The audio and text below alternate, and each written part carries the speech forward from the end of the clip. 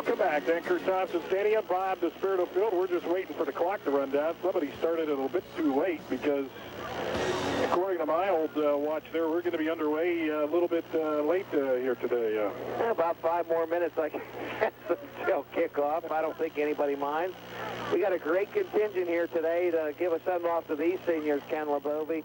The seniors were just announced with their family members and loved ones. Morgan Anderson, Tyson Cook, who transferred from Burrow, Stan Kennedy, who you heard about all throughout the broadcast for about 4 years now, Joe Selaski, Randy McCavish, Jason Homan, Mike Burns, Chris George, Matt Hildreth, Nate Stewart, Ryan Reiser, Justin Walker, Jason Condino, Mike Waschuk, Jamie Kaiser, Dave Blouse, Tom Bell, Waleed Nasseri, Mike Elwood, Jerry Baker, Brian Meinhardt, Joe Meyer, Joe Sabo, and Brian Thomas. Kenny, if I had to tell you that you were going to lose all those guys, you'd pretty much think you were pretty much done for a few years. Huh? Pretty talented crew. Certainly. Slippery Rock in Bloomsburg here this afternoon. Captains are at midfield with the referee and the umpire here today. Sun is now out, but it is an overcast, windy day. Temperatures, I would imagine, in the mid-40s, but that wind chill is the big thing for the fans. Let's see, Slippery Rock has won the toss, and they're going to defer the choice. And let's see what Bloom elects to do. I would assume that they would take the football here at the start of this afternoon's ball game. Wherever you are, whatever you're doing, hope you enjoy our broadcast this afternoon of Slippery Rock University football on the new 92.1. And remember, too, this date of, I guess, November 11th mean we can't go by a day like this without honoring the veterans here today. Veterans Day today. We salute them. Also a bittersweet moment, too, for the community of Slippery Rock.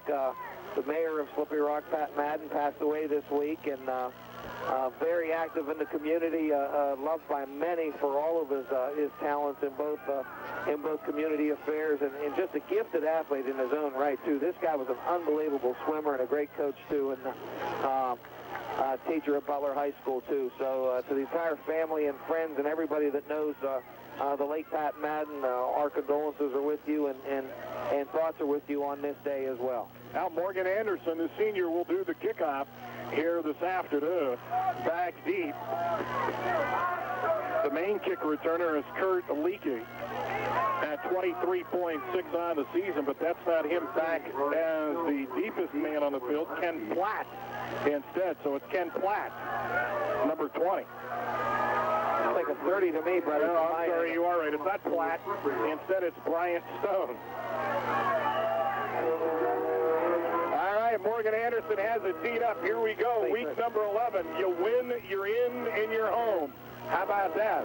Can't ask any more than that to have it right in your hands. So this will be a battle this afternoon against this Husky team. And Morgan Anderson hits it here to the near sideline. Now, he kicks it in and out of the end zone. Touchback. It's a touchback. High-powered Bloomsburg offense, Ken LeBovie, second only to the Rock in scoring at 33.5 a game, 437 yards a game in total offense, the best in the PSAC. Eric Miller, the most efficient quarterback in the conference, will start. Marcus Glaze and Doug Warner will be in the backfield. Mike Welko is the flanker. Tyrell Johnson, the wide receiver. Brian Sullivan, the tight end. Jeff Smith and Sean Fluso, the tackles. First down and 10. Miller play action. Looks. Pressure. He's going to be brought down across the 20 to the 21-yard line as he tries to scramble out and is able to get a yard or two on the play. Ian Anderson in on the tackle. It is not a sack. Manny Henry, who was a first-team all-conference a year ago, is one guard. Chris Mullen, the freshman, will be left guard. Matt Russell will be in the middle at center. Kenny, across that offensive line, four of the five guys, with the exception of the freshmen, have been named all-conference at one point or time in their careers. Two receivers near side. Backs are in the eye, and Glaze will get the ball. Flag down. Glaze, not much at all. He'll get across the 20-yard line, bring it to the 23. It would have been a gain of one, but a lot of flags on the play. I think there might have been some movement by Slippery right now. I think it's offside against the Rock, rather. Yep. Offside against SRU. Well, this has been the Achilles heel and And if you could find a way to describe it even worse, please do so, it will. 11 penalties last week by the Rock. Kenny, that's the third time this year the Rock has been penalized at least 10 times. And you'll remember at Shippensburg, a game that the Rock barely won and needed a massive comeback, they were flagged 16 times in that ball game. Definitely not something, a pattern you want to see continue. So the down will be repeated, and the ball just across the 25-yard line, so it'll be second down and less than 5 to go for a Husky first down. We'll see the Huskies again line up 2 receivers to the near side of the field. Terrell Johnson, split flanker is Mike Lecco. Offset I formation, Glaze gets the ball, and Glaze will fight forward, but be stopped shy of a first down, about the 28.5-yard line. Brian Thomas on the stop for SRU. Eric Miller, Kenny, has completed 60% of his passes on the season and about 58% of his passes in his career. He's thrown for over 7,000 yards and 68 touchdowns. A very efficient quarterback. The Bloomsburg offense is the most efficient team in converting third down. And a strong formation here to the near side of the field. Give to Glaze. He's got the first down and more. He's to the 40. He's to the 45-yard line and brought down by Justin Walker. Walker brings down Glaze, and that might have gone all the way if it wasn't for the senior. Number 45, Justin Walker, the senior out of East Pennsboro. And a 1st and 10 for the Huskies at the 44-yard line. Third down and short. Denny Hale will take that all day, and quickly Bloomsburg at the line of scrimmage. Receivers right and left, backs are in the eye. That one almost went for 6. Miller checks out the defense, barks the signals, handoff up the middle, and this time getting good yardage inside Slippery Rock territory is the fullback, Doug Warner. The fullbacks won't carry the ball all that much. You'll see mostly from the tailbacks and Glaze and Henry. But that a nice pickup on first down, second down and 3. This is a situation, Mimo, that Bloom wants to be in all day long. Oh, 2nd and 3 is a great call. And the right side of that Rock defense is getting worked over by All-Conference Jeff Smith and Manny Henry on the right side of the line with All-Conference center as well. Second down and short. Give to Glaze looking near side. Rock tries to string the play out. Glaze gets to the sideline, maybe just shy of a first down, depending on the spot of the ball. That time the tight end Brian Sullivan was out blocking ahead, and a good play by Frank Valvano to get Glaze to bounce it outside farther left. And he was run down. Justin Walker actually got there first. And the ball will be just about a half a yard short of a first down, if that. Not even that. As Mimo told you earlier, 46.9% Bloomsburg is on third down coming into the ball game. That's tops of the PSAC. 1 for 1 today, but when you have third down and less than a yard, that's what you want to be in all the time. Big momentum shifter here for the Rock defense if they can get a hit. So movement up front, but no flag. Miller gives Glaze first down, no problem. Runs over Kreitzer. Walker will bring him down inside the 45 to the 43-yard line. Marcus Glaze, 5'10", 195-pound junior, 1,176 yards coming into the ball game. Ran over Kent Kreitzer that time. They get the first down, 1st and 10 at the Rock 43-yard line. 4 carries, 24 yards for Marcus Glaze. Eric Miller has yet to throw a pass. The Rock with 1 penalty, and Bloom has picked up their second first down on this possession. Johnson wide of the far side. And to give again to Glaze. Glaze shakes and bakes 40, 35. Glaze 8 yards again on first down, maybe 9. As he gets inside the 35 to the 34-yard line. Marcus Glaze, another big gain. And again, as you said earlier, the Bloomsburg offense, the Huskies working that right side of their offensive line. Well, second down now and a half a yard too. This is an unbelievably key play call for the Bloomsburg offense. They could do just about anything now. Kenny, this drive almost looks like a carbon copy of what the Rock did to Millersville last week. Give the Glaze. Glaze hit by Washchuck, and he'll lose a yard. Oh my, the senior Mike Washchuck. What a hit there on Marcus Glaze, and it'll lose a yard. It'll bring up third down, and about a yard and a half to go for a first down. Great play by Mike Washchuck. I got to tell you, I'm not going to complain about the officiating at all. I think that's a terrible spot because it looked to me like Glaze was hit on our side of the 35, and actually it looks like they almost didn't give him any loss on the play. So third down and a full yard to go here, but first big hit of the afternoon by the defense. Now they put up 8 on the line. Watch Watch out for a play action, and there it is. Miller wants to go deep. Throws, it's complete. No, it's caught, flagged down. That's going to go against Slippery Rock. That's going to go against rocket interference, but a great catch by Lelko. Yep. Lelko with a great catch over the middle, and that's a first down. Boy, Kenny, that time they sent a big tight end, Alan Lextaylor, 6'2", 250, right down the middle, and I think he got mugged on the play. Yeah, you're right. And Lelko made a great catch against Jimmy Urbano. Mike Lelko, great receiver. Now, first down has been the key in this football game, and of course, go back to that offside penalty by Slippery Rock, which looms large now, because it would have been third down at about 7 on the initial first 3 plays. Instead, Bloom then had second down on less than 5 and was able to pick up a first down. Mike Lelko's a second-team All-PSAC last year after being first team the year before. 225 catches in his career. Glaze, nothing much that time. Rock strings it out well. And it's Brian Thomas. So it looks as if that they're struggling when they go left, meaning Bloomsburg, but when they stick to the right, Slippery Rock left, that's where they're picking up the yards. And we've also seen, too, Kenny, from time to time, this Slippery Rock defense inside the 15-yard line definitely stiffens and seems to force teams into longer third down situations. We're going to give them a gain of about a yard on the play down to the 13. 2 receivers, right eye backfield, Glaze the deep back in the I formation. Miller looks over the defense. This drive well over 5 minutes old now. Miller going to roll far side. Miller going to throw. End zone. Touchdown Bloomsburg. Touchdown Bloom. Lelko in on the touchdown catch. And Bloomsburg takes it 80 yards, holds the ball for well over 5 minutes.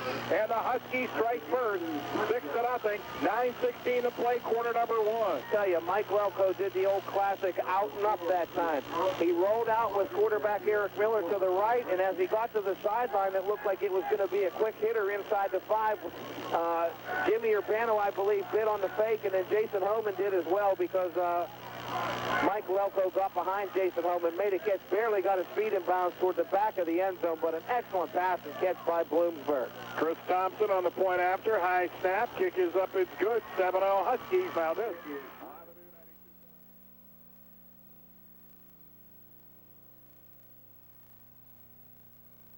Drive to open up this football game this afternoon against the Rock defense as they go 80 yards, Mimo Conti. 80 yards on 11 plays in 5 minutes and 44 seconds. And the one way that where Randy McCavish does not become a factor is to not let him see the field. And a great drive by Bloomsburg to get 7 points, a 7-0 lead.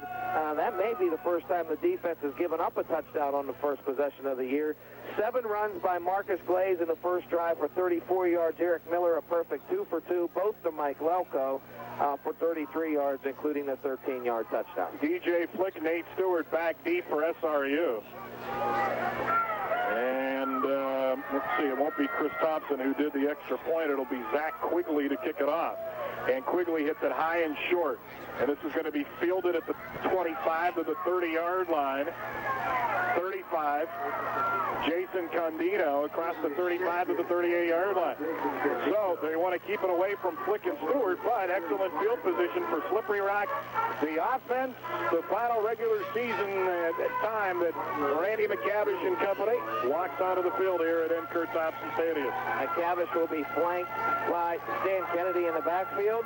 Nate Stewart will be the H-back, DJ Flick, and Chris Eckenrode, the wideouts, Joe Meyer, the tight end. Bill Bazorek and Jamie Kaiser, the tackles, Brian Bell and Jerry Baker, the guards, Brian Meinhardt, all-conference, all-world NFL prospect at center. 2 receivers right, 1 to the left. Stan Kennedy will get the start behind Randy McCavish, 1st and 10. Randy play action will roll. Has all kind of time. Little flare to Stu, incomplete. Pass was short, and it goes incomplete. Randy McCavish coming into the game hitting nearly 58% of his passes. He's thrown 13 touchdowns. He's been picked off 6 times. Stan Kennedy, of course, the all-time leading rusher at Slippery Rock University, 749 yards coming into the game. It's a Bloomsburg defense that sees Jim Lanigan and Aaron Portis at the tackles, Brian Sims and Dwayne Davis the tackles, Greg Rostos, Jeremiah Dyer, and Matt Keys the backers, Rudy Garcia, Luke Morey the corners, Trent Flick the free safety, and Toye Berry the strong safety. Trips near side, 2nd down and 10. Whistle movement by Slippery Rock. It's 2nd and 15 instead of 2nd and 10. That's going to be penalty number 2 already in the ball game. They had 1 actually declined because of a completed pass. It would have been 3 penalties already. That come on the near side here. That might have been Billy Pazorek, I do believe. Yep, that's who it was. So, second down now and 15. Boye Berry, who we'll see at strong safety or free safety, 9 interceptions in his career, including 5 this year. How about this kid? 5'11", 217, and he won't be afraid to hit you hard. Shotgun McCavish, and we'll run out of this formation, and Kennedy breaks 1 tackle. Actually didn't look like it was going to get much, gets across the 35 near the 39-yard line. So that actually picks up 7 of the 15 they need for a first down. It's like the old Statue of Liberty play where Randy did a quick pump fake and then just kind of hit it underneath and handed it to Stan Kennedy, who was able to get upfield and turn it back, like you said, into a 3rd and 8 play. A little more manageable on 3rd down, but you've got to give Bloomsburg the A right there for making sure that play didn't go big. Trips near side. Defense is the real deal, folks. They'll hit all day and won't get tired doing it. 3rd down, 8, McCavish under center. Kennedy behind him, and Randy will roll near side. McCavish looks, rolls, running out of real estate. Got to do something with it. He gets away somehow, spins. Now he's hit and brought down. Now, it took a couple guys, but finally, cornerback Rudy Garcia, who made 2nd team All-PSAC as a corner as a freshman last year, comes up and makes sure McCavish can't go. That was really excellent protection downfield by Bloomsburg. Great coverage in the secondary. And once they figured that McCavish wasn't going to throw the football, they really came in buckets and put him down. 26th sack of the year for Bloomsburg. So Slippery Rock goes 3 and out. And Mike Hallberg back deep back to punt the football. 7:36 to play, so the Rock goes 3 and out after a long Bloomsburg drive. Good snap. Kick is away, and it's a good one. It's going to be fielded at the 19-yard line, looking to get outside with some room. Look out. 25, tripped up, no, 30, still on his feet, 35, near the 40-yard line. Toye Berry takes it near the 40-yard line of Bloomsburg, so it'll be 1st and 10 for the Huskies in great field position. Boy, that was Doug Brandt. Poor coverage there by the Rock. Doug Brandt, the transfer from Cincinnati University, who plays tight end, finally made the stop, Kenny. That was the guy we were talking about before. 217-pound strong safety return and punt for Bloomsburg. Unbelievably good field position. Eric Miller and company coming right back out.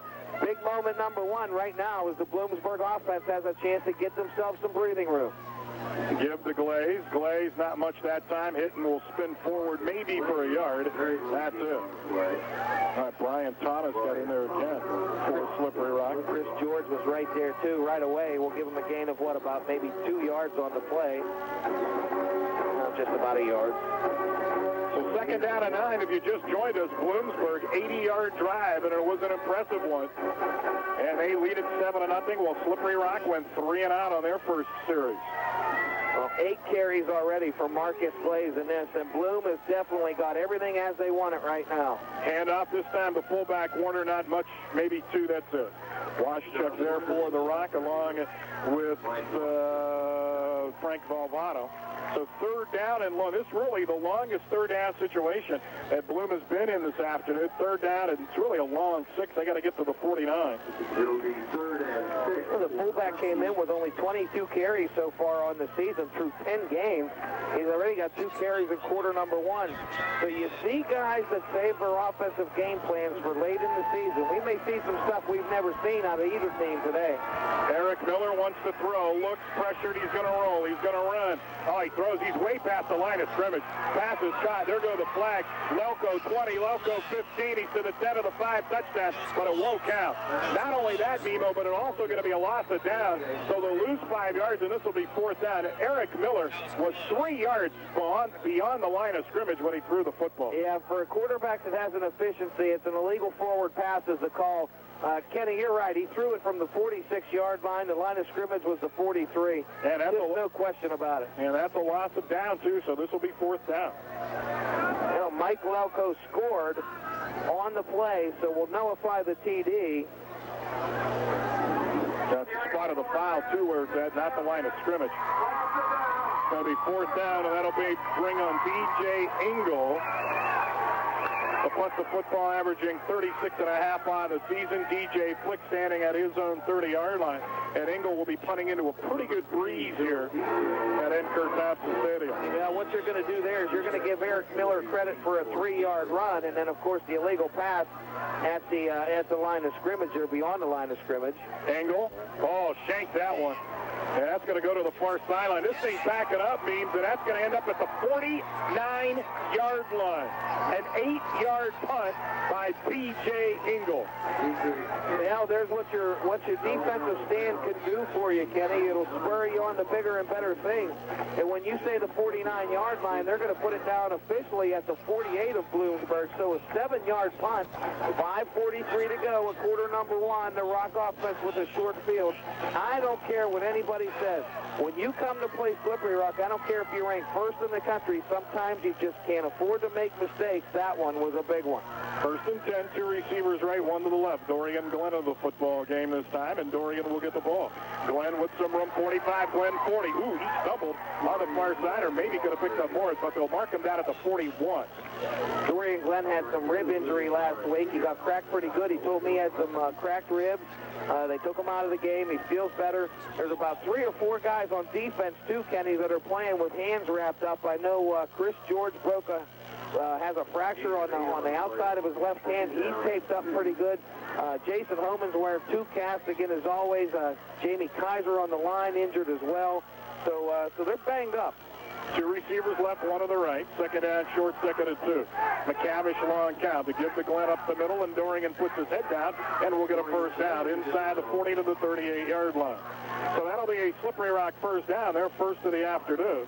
At the 5:29 mark to go here in the first quarter. Bloomsburg 7, Slippery Rock nothing. Well, the Rock managed to get about 2 minutes off the game clock on their first possession of the ball game, as Dorian Glenn does indeed carry 2 times for 10 yards. But Bloom with a perfect opening drive for what they have. Now their defense, again, it's very important. The first team that gets up by 2 scores in games like this can really improve their chances of getting the W. It's important for the Rock to get even here. Randy McCavish looks, will roll, throws on the run, caught by Stu, 25-20. First down, 18-yard line of Bloomsburg.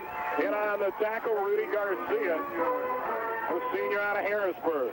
Well, catch number 97 for Nate Stewart in his career. Dorian Glenn did an excellent job of picking up the blitzing linebacker, Greg Roscoe, who's a 6-foot, 223-pound junior. He's 82 tackles, leads this team, and he was blitzing that time, and the Rock was able to pick it up. Garcia, by the way, a sophomore. I mentioned senior. He's a senior out of Harrisburg. Sophomore, out of Harrisburg. 2 receivers to the left, 1 to the right. Ball near hash. McCavish may be changing the play at the line of scrimmage. Randy gives to Dorian Glenn. Glenn looking for a seam, has one to the 15-yard line. Nice move by Dorian. It didn't look like much, but he's able to get the ball to the 15-yard line, maybe just inside the 15, so he'll pick up about 4 on the play. Yeah, that was Matt Keys that time, outside linebacker, who tried to force Dorian to cut it back in, and Dorian did kind of bounce it inside and get it down to the 14-yard line. Well, 2nd and 5, Kenny, you'll take it all day against this defense if you can get it. Insight that Randy McCavish told you last week, that a lot of times when he audibles, he will audible to a run. Mm-hmm. It takes a little more pride in watching that sort of play calling work, more so than throwing a football. 2nd and 5, 2 receivers near side, flick far to the left. McCavish, ball near hash, Glenn behind him, and he fakes it to Glenn, will roll. Has Solaski open, but he will keep it himself, I do believe. He tries to make something out of it, then he waited way too long that time. Had Solaski wide open and decided not to throw it, and Randy will actually lose about a yard on the play. Well, Solaski was open in the flat, but then Randy had to worry about a jumping linebacker who might have been able to bat the ball down and forced Randy to actually pull it back down. And once he did that, the coverage did come on to Joe Solaski, and that's why Randy really had no choice. 2 carries, minus 7 yards for Randy so far in quarter number 1. Had a chance to throw that early, and he didn't. 3:18 to play on a running clock. 3 receivers to the near side. Glenn behind McCavish, ball far hash. Loss of a yard on the play. It's a 3rd down and 6. Three receivers near side of the field. McCavish straight drop. McCavish has time. Looks, throws, caught. First down and goal by Dorian Glenn, and he got punished after he caught that ball. Jeremiah Dyer, the junior linebacker out of Berwick. Wow, what a hit, but Glenn holds on to the ball most importantly. Well, I may have mentioned it sometimes throughout this broadcast, maybe 5 times already, but Bloom is going to hit you all day long. Get it up. If you think this is going to be a runaway, forget it now. Dorian Glenn, Kenny, his 5th catch of the season, and none bigger than a big 3rd down pickup. First down and goal, ball at the 6, trips near side. See if you see that naked bootleg here by McCavish. Nope, straight give up the middle to Glenn. Glenn just inside the 5-yard line, fights his way near, it looks like the 2. That Dorian Glenn running nicely here on his first series. And it looks like they'll mark it at the 3, so a gain of 3, 2nd and goal from the 3. Ball just inside, actually, the 3-yard line. Well, you see both teams desperate to establish the run, Kenny, so far in this ball game. We'll give Dorian 4 yards on that one. Dorian has 19 yards on 4 carries on this drive, of course, 1 catch as well. But you see both teams really want to establish the run. 2 tight ends in the game, wideouts right and left. Glenn behind McCavish. Randy, give Glenn. Looks to get outside, can't do it. Still on his feet, maybe back to the line of scrimmage. That's it. Might have lost a half a yard. Boy, that play didn't look good at all. Well, you know, the Rock had 2 tight ends in there. Number 51, once again, Greg Roscoe's just an excellent job of fighting through the tackle, the block of Joe Solaski. And Dorian tried to get a little quick cutback in there. He actually lost a yard back to the 3-yard line. At the 3-yard line, it will be 3rd and goal. So big-time defensive effort by Bloomsburg, Ken. The linebackers have combined for over 250 tackles this year, and not a one of them is a senior. Wideouts right and left, Glenn behind McCavish, but you got to think they're going to roll and throw on this one with Randy. Yeah, we'll see if the tight end comes into play, too, here, Kev. 3rd down and goal from the 3. Randy fakes one way, goes the other, going to try to get it to the corner of the end zone. Did he get in? No, he didn't. They didn't call him in the end zone. McCavish tried to go to the far pylon, but he's just short of the goal line. Ooh, Randy was running full speed, too. Well, I think he made the mistake of maybe on a slide instead of a dive, man. If he dived, he may get that, and there's no question that the Rock, right on the doorstep, going to go for it here. Play clock has not started yet, and I think Slippery Rock's going to call timeout, and they're going to talk this one over early. 1:08 to play in the first quarter, 7-0 Bloomsburg. Put a whacking on IUP. A couple of weeks ago, they won a nail-biter against Millersville, 21-20. They beat Kutztown last week, 35-28. And now have Slippery Rock down 7-0 with 1:08 to play in the first quarter. On a 4th down and goal, the ball inside, and I'll tell you what, it's maybe the length of the football to go. Not much more than that. Well, this gives you how many choices, too, Kenny, you like to say. I mean, do you go right behind your All-America center and hope he gets enough push on the nose guard? This might be Meinhardt against Dwayne Davis and Brian Sims. 1-on-2 with McCavish trailing. We'll see what happens. Ball far hash, 4th and goal inside the 1-yard line near the goal line. McCavish now straight give to Dorian Glenn. And did he get in the end zone? No call yet. No call yet. Slippery Rock says he's in. I think they're looking for the football, and it's a touchdown. A touchdown for Dorian Glenn to cut the lead to 7-6 for Dorian. That makes his 13th touchdown of the season. And let's see, it will be Wyatt Campbell to come on for the point after. Now, he didn't make it by much, I can tell you that. Well, it took a while, too. I think the officials laughed where the ball was. Last week, the Rock had about 150 yards in total offense against the Millersville defense, and we're 1 minute away from the end of quarter number 1. The Rock with about 10 yards rushing. Good spot. Kick is up, and it is good. We are tied at 7. We'll take a timeout. You're listening to Slippery.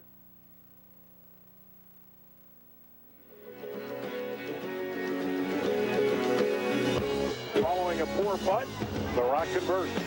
Took 10 plays, though, Kenny. 10 plays, 48 yards, and 441. The Bloomsburg defense was put in an unenviable position of defending the short field.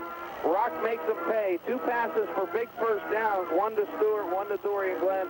Dorian cashes in from a yard out. We're tied at 7 with a minute to go. Brian Stone back deep. Good kick again. It'll be Stone 2 yards deep in the end zone. He's going to bring it out to the 5 to the 10. He's to the 15 to the 20 to the 25. He's to the 30-yard line. Stone still on his feet. 35. Stone 40. Stone 50. Stone 40. He may go 30. Touchdown. He's going to go all the way. That's about 102 yards. Wow. There's some poor tackling by the Rock that time after having the freshman Brian Stone blocked in at about the 30-yard line. Somehow everybody missed him, and he got loose along the sideline. A 102-yard kickoff return for a touchdown for Bloomsburg. Oh, my. I mean, that was just ugly defense by the Rock. Bloomsburg now with the lead at 13-7 all of a sudden. And those big specialty team plays will turn momentum around in a hurry as we see Slippery Rock do so many times. Chris Thompson with a point after. 102 yards by Brian Stone. And Bloomsburg on top, 13-7. Snap, spot, kick is good. Wow, 102 yards by Brian Stone, and Bloomsburg leading the number 1 team in the Northeast now, 14-7 with 41 to go in the quarter. Nate Stewart, DJ flick back deep, but it ain't coming to them, I can tell you that. 41 seconds to go. Bloomsburg now leads it 14-7. And as the Rock knows, if they're able to win today, they're at home for the playoffs. If they lose, then you got to cross your fingers because you never know what's going to happen. Quigley, onside kick. Oh, a great call. Let's see who recovers it. Bloomsburg says they have it. How about that call and an onside kick? Well, it looks like Brad Ford thinks he got a hold of that one. I think Brad Ford. What a great call that was, though, by Denny Hill. Well, Danny Hill has been a winner everywhere he's been. At Westchester and Bloomsburg, his winning percentages is certainly right up there in the top 15 in the country in Division II football, and there's a classic case of it right there. And there's a classic case of confidence for your defense right there. There's no question. It's a great point. Well, here you go, though. You put them in a short field again. The Rock 1st and 10 from the Bloomsburg 47-yard line. Stan Kennedy back into the football game, and he gets the ball. Kennedy to the 45, and he's racked right there after about a gain of 2.5 yards on the play. Well, that was the old counter trey with Jamie Kaiser pulling from the left tackle spot. And number 52, Matt Key says, I don't care. Gain of about 2 and just pounded Kennedy in the ground. Now the Rock doesn't have to run this play as there's 15 seconds to go in the quarter. 19 on the play clock. DJ Flick will line up wide to the far side. Ryan McCavish here to the right. Stu in the H-back to the right. Kennedy behind McCavish. 5 seconds to go in the quarter. Randy under center. McCavish. They may just get this play off, and they do. Play action. Has time. Throws near side. Stu got it. 40, 35. He's to the 30.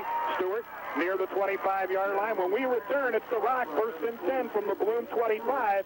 And we have finished 1 quarter of play from N. Thompson Stadium. Bob Despirito Field to score. Bloomsburg 14, Slippery Rock 7. You're listening to Rock.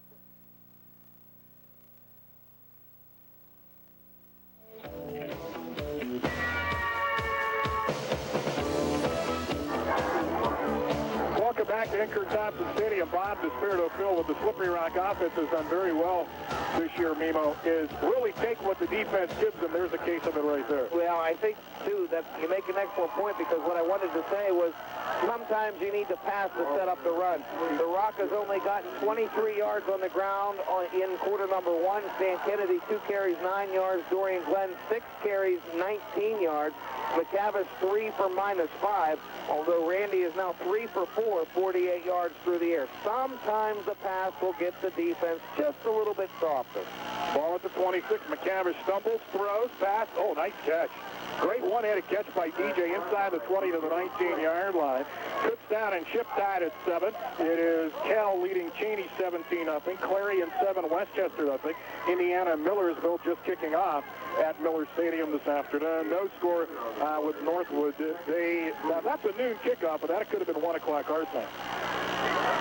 Now, Kenny, that's not how that pass is supposed to work for DJ Flick. He's not supposed to be able to make a diving one-handed catch. He's supposed to actually be able to catch that, turn it, and turn it upfield. So Randy a little bit low and a little bit wobbly, and DJ made a great catch to get 6. Second down and short, gives to Kennedy. Stan spins, has the first down of the 15-yard line. He'll pick up 4. That'll be a first down and 10 for SRU at the 15-yard line, but there is a flag down.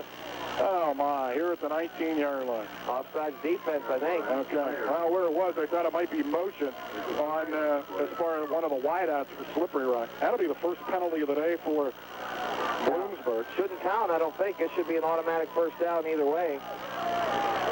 Maybe they will take the penalty. Time of possession, almost dead even, 7:38 to 7:22. But, of course, the difference in this one, a 102-yard kickoff return. Actually, officially, they gave Brian Stone 100, man. The NCAA only recognizes 100 yards as being a kickoff. What used to happen is that some guys would return kicks deep in the end zone. An SID or a stat guy would get wild and say it was 109 yards or whatever, so they're just going to make it 100. That way there's no cheating involved. 2 receivers to the left, 1 to the right. First down and 10 from the Bloom 14-yard line. Rock down 7. Give up the middle to Kennedy. Has some room. Down to the 10. He's to the 5. Touchdown to Kennedy!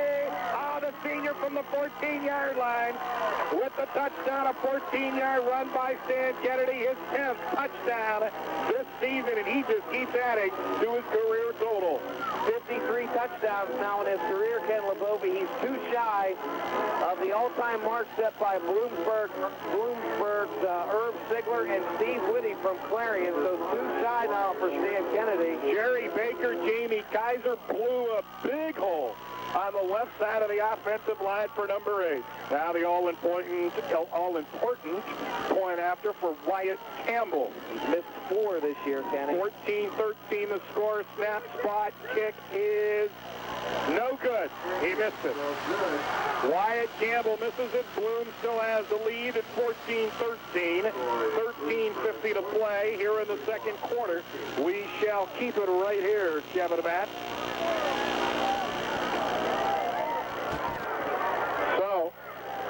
Bloomsburg making the gamble of an onside kick. And that time, I tell you what, the Rock offense made that one look easy, man. Well, when you go short field like that, it only took 2 great pass plays, one right at the end of the first quarter to Nate Stewart, and that little play there deep into the secondary against the Bloomsburg defense that seemed to work with Stu. But the kicking was just absolutely abysmal for the Rock this year. There's no other way to put it.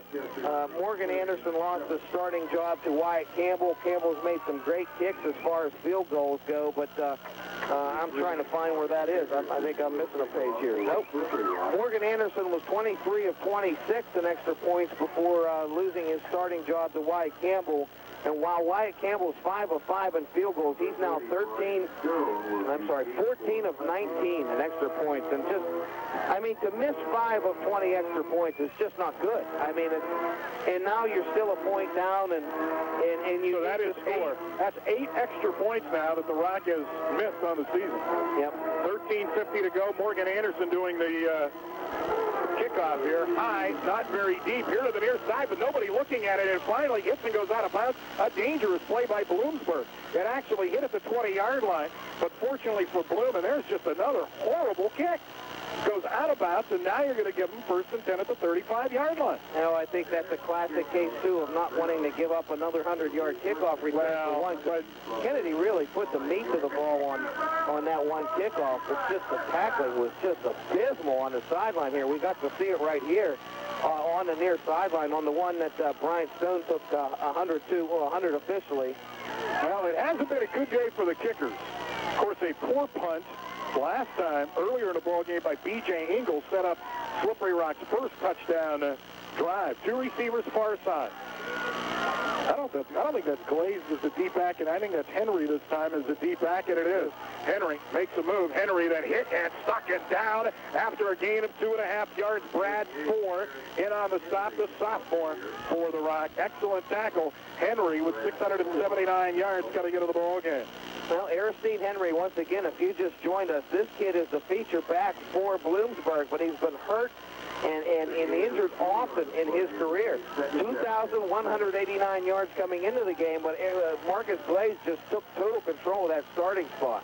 Two receivers far side. Now play action. Nice fake by Miller. He'll throw. It is incomplete. Almost picked off by 4. And then Lelko had a chance to make the reception, but it goes incomplete. Now it'll be 3rd down and long. 3rd down and 7 for Bloom. You know, that's the second straight pass that Eric Miller has seen fall to the turf harmlessly, but Brad Ford timed his jump maybe a little too short, and if Mike Welko's able to catch that, he may go for a touchdown. That one went right through the hands of Brad Ford. Not that he should have made the pick, but even not to be able to tip the ball away almost cost the Rock big yardage. Two receivers left, one to the right. Miller shotgun. Miller will roll far side. Miller pressure, throws, pass, caught. Nice play, 1st down. Oh, that's perfect there by Bloom. Boy, look at the spot that Rocco Forgione, number 80, got. Oh, that was a good spot. Well, There's nothing wrong with that. He came back to the ball, though, and caught it on this side of the 45 is what I thought I saw, but the official gave him the forward progress to the 46 and a 1st down. So they make the 1st down on a 3rd down and 7. Nice little play as Miller rolls to the far side and Forgione with the reception for the 1st down. Trips near side, 1 setback this time. That is Henry. You've not seen this formation yet today. And it will be Henry. Henry near side. Leaps over 1 defender. Henry to the 50-yard line will pick up 4 yards on the play. And it was, let's see, Chris George who missed him in the backfield. 2nd down, give him 5. Yeah, we'll give him 4. 2nd down and 6, ball right in midfield. And closer now to the 49. Well, 2nd down now and about 5.5 for Bloomsburg. They lead at 14-13, 12-12 to play here in the 1st half. Well, I'm convinced, too, that there's nothing that demoralizes the defense more so than 3rd downs that keep getting picked up. And we've got the 2 best offenses in the league on 3rd down, and Bloom has been excellent on 3rd down today. This is moving up front. There's another offside by Slippery Rock. Henry breaks it free, though. He'll pick up a 1st down anyhow. That was Nate Hogg that moved, and then I saw an offensive lineman switch, but I think we're going to get Nate Hogg with the offsides call. Yep, or else they'd have blown the play dead. That's going to be a 1st down anyhow, so Bloom will pick it up and get it to the 41-yard line of Slippery Rock. This will be declined. So Eric Miller must be doing a great job in his cadence, because that's more than one time this afternoon that Slippery Rock has jumped. So 1st and 10 for Bloom. They're on the move again after a kick by Morgan Anderson that went out of bounds to give Bloom a 1st and 10 at the 35-yard line.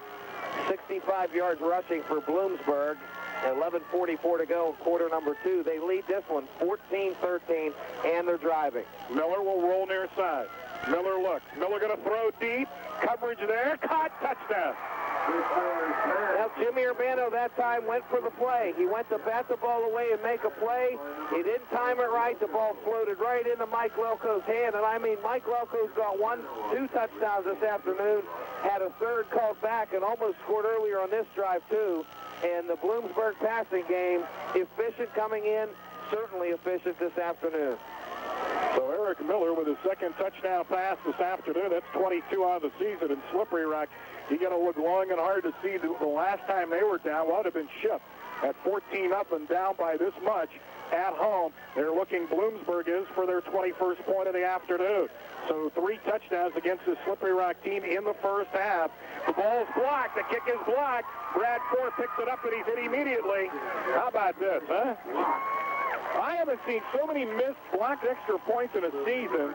This is incredible. 11.5 to play in the 1st half. So the Rock only down 7 now at 20-13. You almost take that as a moral victory too, Kenny, but Mike Lelko can 3 catches, 74 yards in this 1st half. This is. Did you see who blocked it by any chance? Or? No, I didn't see who blocked it.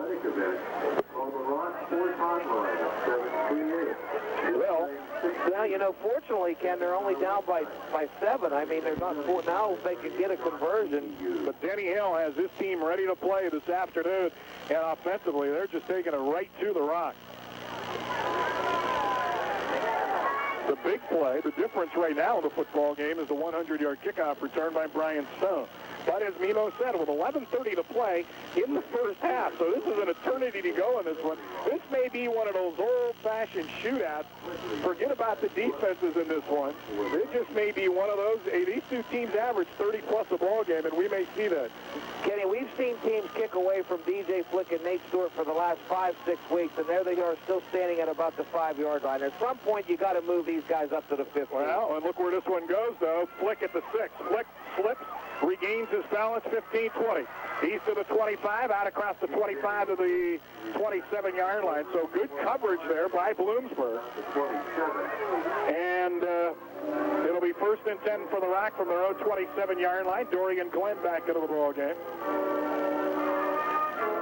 Boy, you see these teams trying so hard to establish the run, and once the run is established and you fight so hard to make a stop defensively, it opens up a lot of pass plays. Eric Miller and Mike Lelko have found some sort of karma between the two of them, and they've made some pretty pass plays in a real nasty win so far today. They've made it look easy. McCavish, give to Glenn. Dorian, not much there. He'll get 2, that's it. Keys again in on another stop this afternoon, along with Jeremiah Dyer. So short gain, maybe of about 2.5. Second down and a long 7 for Slippery Rock. The key, though, go back to that 3rd down and 7 play in which Miller hit Rocco Forgione. They needed 7. Forgione got 8. It was a perfect play where Miller rolled far side after a great fake.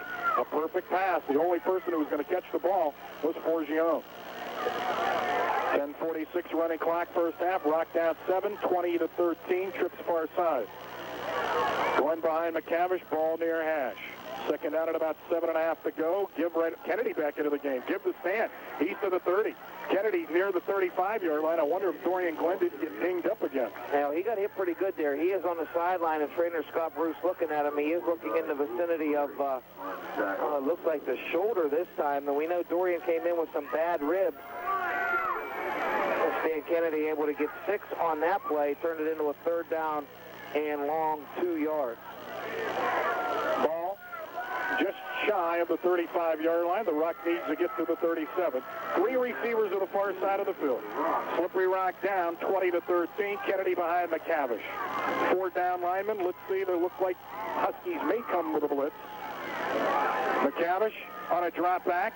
McCavish looks, he's pressured, he gets away. Oh, he's got all kind of green. Randy to the 35 to the 40. McCavish 45 out of bounds across midfield, inside Husky territory to the Bloomsburg 47-yard line. 1st and 10, Slippery Rock as they keep the drive alive on the legs of number 14, Randy McCavish.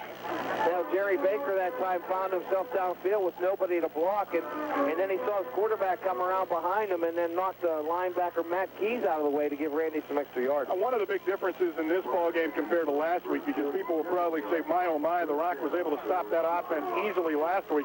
The difference, my friends, is the running game. That big touchdown was a play-action rollout. That's why that went. That play-action is amazing. When you're running the football and doing it effectively, you're able to freeze a linebacker or a cornerback. You've got a huge advantage. Randy, play-action. Now he'll roll near side. Now he's pressured. Now he's running around in circles. Now he puts the ball down. Now he throws on the right. And Stewart can't hold on to it. Nope. Would have been a great catch by Stu. He couldn't hold on to it. And running to try to chase down Randy McCavish was number 95, Harold Ellen, the junior out of Philadelphia, was able to give Randy a shot as he let go of the ball. Incomplete, 2nd down and 10. Boy, Randy really put some fire behind that pass, and credit Stan Kennedy and Jerry Baker that time for saving Randy's skin, because when Randy McCavish does these little pirouettes like he's able to do in order to try to alleviate pressure from himself, it really forces your blocking to kind of make sure they get in better position, and Stan Kennedy almost got a block in the back, but he turned himself around just in time. It's not easy to block for Randy McCavish. Can't be. Trips far side, 2nd down 10. Ball near hash. Pass off the line of scrimmage. Caught. Eckenrode. Oh, what a hit inside the 40 to the 39-yard line. And Chris Eckenrode takes a huge shot. Well, you saw Chris Eckenrode put 2 hands squarely around the football that time, too. It was Matt Keys that made another great hit as Trent Flick, the free safety, was coming up to inflict some pain, too. But 3rd down possession receiver Chris Eckenrode makes a nice 8-yard catch on 2nd down, and the Rock faces 3rd and 2. 9:04 to go, running clock, first half. Slippery Rock trailing it this afternoon, 20-13. And again, you got to look back at the Ship game. They were down by this much at home when Ship took an early 14-0 lead a year ago. 2 receivers left, one on the right, Kennedy behind McCavish, third and short, third and a good 2 to go. Randy will roll near side. McCavish looks, throws on the run. Caught, flick, first down, 25, fumbles the ball out of bounds, but he did hold on to the ball. He did hold on to the football, so it will be a catch and a first down for SRU inside the 30-yard line of Bloomsburg. Looks to be near the 26, 27-yard line officially. The umpire will mark the ball at the 26-yard line. 13-yard catch for DJ Flick, his second catch of the day. Nate Stewart has 2 catches. Chris Eckenrode and Dorian Glenn each have caught 1, as Randy McCavish is now 6 of 8 throwing the football. The Rock pick up a big first down on third down. Once again, these teams just obliterate, these offenses obliterate defenses on third down, both of them. Kennedy will get the football. Stand at the 25-yard line, maybe just inside the 25 if that. He was knocked out of out there at the near sideline on a late flag. Well, Stan got cranked one time. I think it was Matt Keys that made the first big hit. As DJ Flick comes up limping, we already see Bill Ricks in the ball game to give Brian Bell some time off. Nate Stewart looks like he's hobbled as well.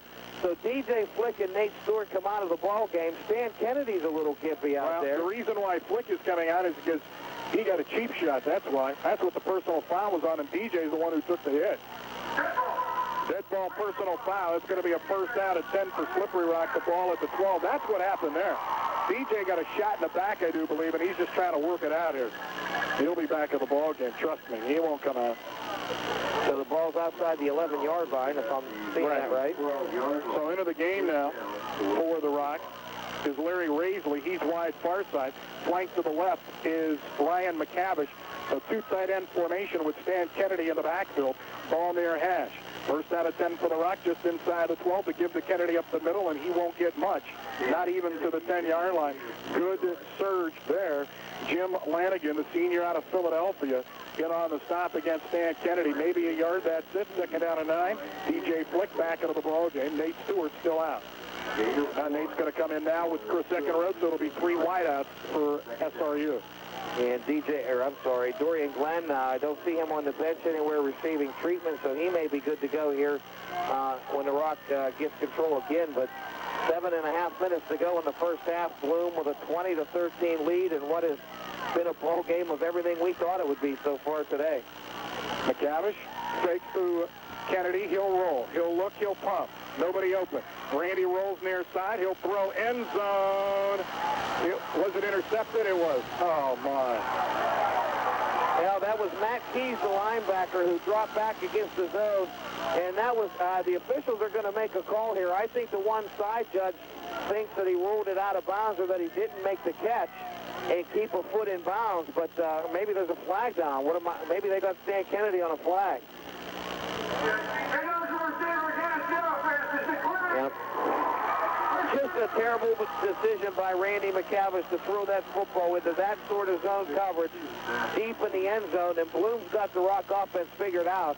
And Randy McCavish looked very much like the deer in headlights that we thought we saw last year at the end of the IUP playoff game when he threw up a prayer in overtime and it didn't work. A huge defensive play by Bloomsburg, and they take over first and 10. Matt Keys, player of the game on defense so far this afternoon.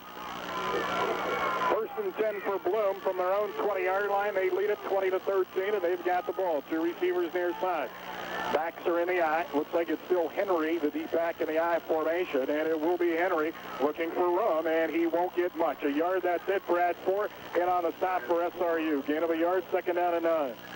Now turnover by the Rock and for Randy McCavish on the season. Now he just threw his 7th interception. Coming into the ball game, Bloomsburg was a +1 in the turnover ratio category. The Rock at a +4. And big games like that, well, the thing there is just you throw it out of bounds and you take your shot on third down. Or tuck it under and just continue to run. I thought for a while there Randy might have been beyond the line of scrimmage himself. on the play, but I didn't see it very clear. Miller rolls near side, throws on the right, pass caught, another first down for Bloom. They are picking this Rock defense apart. That is a first down across the 35 to the 36-yard line of Terrell Johnson. First down, Bloom at their own 36. Now, one thing Slippery Rock has not done at all, except maybe the first play of the game, and that's put any kind of pressure on Eric Miller. Two tights this time, receivers right and left, eye backfield. And Bloom has the Rock on their heels to give to Henry. Henry looking for room, not much there. Mike Elwood had initial penetration, but it wasn't Elwood on the stop as the tackles made a bit downfield at the 39-yard line. Instead, that might have been Hagen on the stop for SRU. Well, somebody's got to make a play here. Justin Walker made the hit on the wide receiver, Tyrell Johnson, but it wasn't one of those bone-jarring hits that you want your free safety to be able to put on somebody, too, on a catch like that. Johnson was actually turned around, and I thought Justin might be able to plant him, but he didn't hit him real hard. I'm afraid you're going to miss the tackle, and then he spins out and goes. Miller, handoff, Henry, breaks the tackle. Henry on his feet. Henry surges towards the first down, and he's got one at the 46-yard line. Missed tackles again for SRU. That should be enough for a Bloomsburg first down. Sean Hansley that time in the game in place of Walker, who's getting a breather, and he had to make a backdoor tackle. Actually, Hansley in there in place of Homan, I believe. Yep. This Bloom offense is getting it done. Ryan Reiser in the ball game, too, so maybe some of the starters are getting a little breather here for the Rock. First down and 10 for the Huskies at their own 46-yard line. 5:40 to play in a rapid moving first half, and Bloom looking to take a 2-touchdown lead if they could punch one in on this drive. Receivers right and left, give up the middle to the fullback that time, which is into the ball game is Jamison McLaughlin, a sophomore out of Petersburg, Virginia. He'll pick up 3 on the play, 2nd and 7. Sable in on the tackle for the Rock. Now this Bloom team has quieted this crowd down on Senior Day. The 22 seniors, their final regular season game. And with a loss, you never know what could happen. It could be their final game. Now Kenny Bloom is 4 for 5 in third down conversion, so not only does that tell you they haven't had to convert that many, but when they've had to convert them, they've been great. Give to Henry. He's got a seam. He's got a first down, and that's some inside Rock territory to the 49-yard line. Henry finally tackled downfield by Burns. 1st and 10. Bloomsburg at the 40-yard line. And we'll see Chris George back into the ball game. They mark him down now at the 39-yard line. Now this Bloom offensive line simply manhandling the defensive front of Slippery Rock. 4:45 to go, running clock first half, 2013, Bloom on top. 83 yards rushing for this Bloomsburg offense. It doesn't sound too staggering, but they've gotten big chunks of those on first down. First down at 10 from the 39 at Slippery Rock. Guess what? They jump offside yet again. Henry to the 35-yard line. That's the 3rd time today Slippery Rock has jumped offside. Now instead of 2nd down and 6, it'll be 1st down at 5. I mean, they keep making these mistakes. They're going to get whacked there this afternoon. You just simply cannot do that in a game like this. Well, too, you know, we talked about this. We talked about this last week, too, Kenny, when we were out at Millersville. It seemed like with Senior Day and Sean Scott and Dondre Gilliam and the quarterback Fulmar, they were getting a lot of credit, a lot of accolades, and what have you in the ball game. It seemed to take their focus away from actually playing the ball game. I mean, I think the seniors are trying to enjoy their final home game, but they're getting manhandled right now. Give Henry huge hole, 30, 25, 20. First down and 10 as Waschuk makes the tackle. About 15 yards downfield. First down at 10 for Bloom, and they're ripping off huge chunks now against SRU. Holman and Petraka will come into the ball game. 1st and 10 for Bloom at the Rock 20-yard line, and now they're making it look easy. That's a critical point of the ball game for the Rock. 4 minutes to go first half. They're down 20-13 already, and they have shown no signs of stopping this Bloomsburg offense. Randy McCavish becomes a non-factor, too, when he can't get to the football field either. Miller, again, Henry. They try to string it outside, but Henry will pick up maybe 4 inside. Now they're going to mark him out of bounds just inside the 18-yard line, it looks like. Let's see where they finally do mark him out. Now they give him down to the 16. That's a gain of 4. 2nd down and 6. Tell you what, man, we haven't seen this defense handled like this in a long time. Now 22 rushes in the first half by Bloomsburg. To this point, they've run the ball 7 straight plays to go from the Rock 20, from their own 20 to the Rock 16. So this is big time. Fumble. Miller fumbled the snap, but he recovered. He recovered his own fumble at the 17-yard line. Northwood 42, Wayne State 7. Ship leads Kutztown 10-7. Cal 14, Chaney nothing. Clarion 7, Westchester nothing. Edinburgh 13, East Stroud's nothing. Lockhaven over Mansfield 7-zip. No score yet. No report, I should say, yet. Millersville IUP, that kicked off at 1:30. Big third down play here. 3rd down and 7. Now, Miller likes to do what Randy McCavish does in this scenario. He likes to roll. Let's see if he does again here. This time, though, it's shotgun. 2 receivers left, 1 right. Miller pumps the little shuffle pass, and it's going to be dropped for a big loss back at the 25-yard line. A great defensive play by Nate Hogg. That was Marcus Glaze that caught the shuffle pass, and Nate Hogg just destroyed his blocking. You know what? They may go for it here. 5-yard line. It's 4th and 15 is what I'm seeing. And Bloom may call a timeout here with 2:10 to go just to get their bearings straight. This will be a 42-yard field goal. Of course, the wind at their back, though. Well, I don't think they've got much confidence in Chris Thompson, their kicker. I think that's part of it. He's a backup quarterback, too. 4th down and 15 to go for a 1st down. Miller shotgun. Rock coming with a blitz. Miller has time. Miller now pressured. Miller throws on the run, caught. I think he was past the line of scrimmage again. Yes, he was. The pass was caught for a 1st down. It would have been 1st and goal to go. But Miller, no question, was past the line of scrimmage again. That's the 2nd time today. And on top of that, that's a loss of down. And the Rock will take over on downs. 1st and 10. Big time mistake. Now you've got 3 timeouts left. 1st and 10 on your own 30-yard line. You got to take this like you need a score of some kind before you head in the locker room. So a big defensive play by Nate Hogg on 3rd down on the shuffle pass. Miller, for the 2nd time this afternoon, caught with an illegal forward pass as he throws the ball when he crosses the line of scrimmage. And again, he was at least 2 yards beyond the line of scrimmage. Yeah, let's see. No, actually, he was farther than that because they're going to mark it. He was actually closer to the 22-yard line because that's a 5-yard penalty. So he was 3 yards beyond the line of scrimmage. Now we're going to see 4 receivers in the game for the Rock. 2 to the left, 2 to the right. Dorian Glenn back into the ball game. 4 down linemen for Bloom. Randy may be changing the play. They're going to keep it on the ground. Glenn has a seam to the 30, to the 35, Glenn to the 40. 1st down right there. Now Slippery Rock's got to get at the line of scrimmage right now. Minute 38 to play in the half. 20-13 the score on WJS TFM Elwood City, Newcastle. We'll get that legality out of the way. 8 carries, 33 yards for Dorian Glenn in the first half, and Rock in pass mode now. Shotgun McCavish, 2 receivers left, 2 right. Randy pressure. McCavish rolls. McCavish tries to get out of it, does. Now comes here to the near side. He's going to throw it out of bounds. The play he should have done a little bit earlier. That's Slippery Rock with a huge turnover, an interception on the Bloomsburg 12-yard line. McCavish was picked off in the end zone on the previous drive. 2nd down and 10, with the ball resting on the 40-yard line of SRU. You know, outside of an 18-yard run by Randy McCavish, the Rock running game hasn't been able to do much. Stan Kennedy with a big 14-yard touchdown run.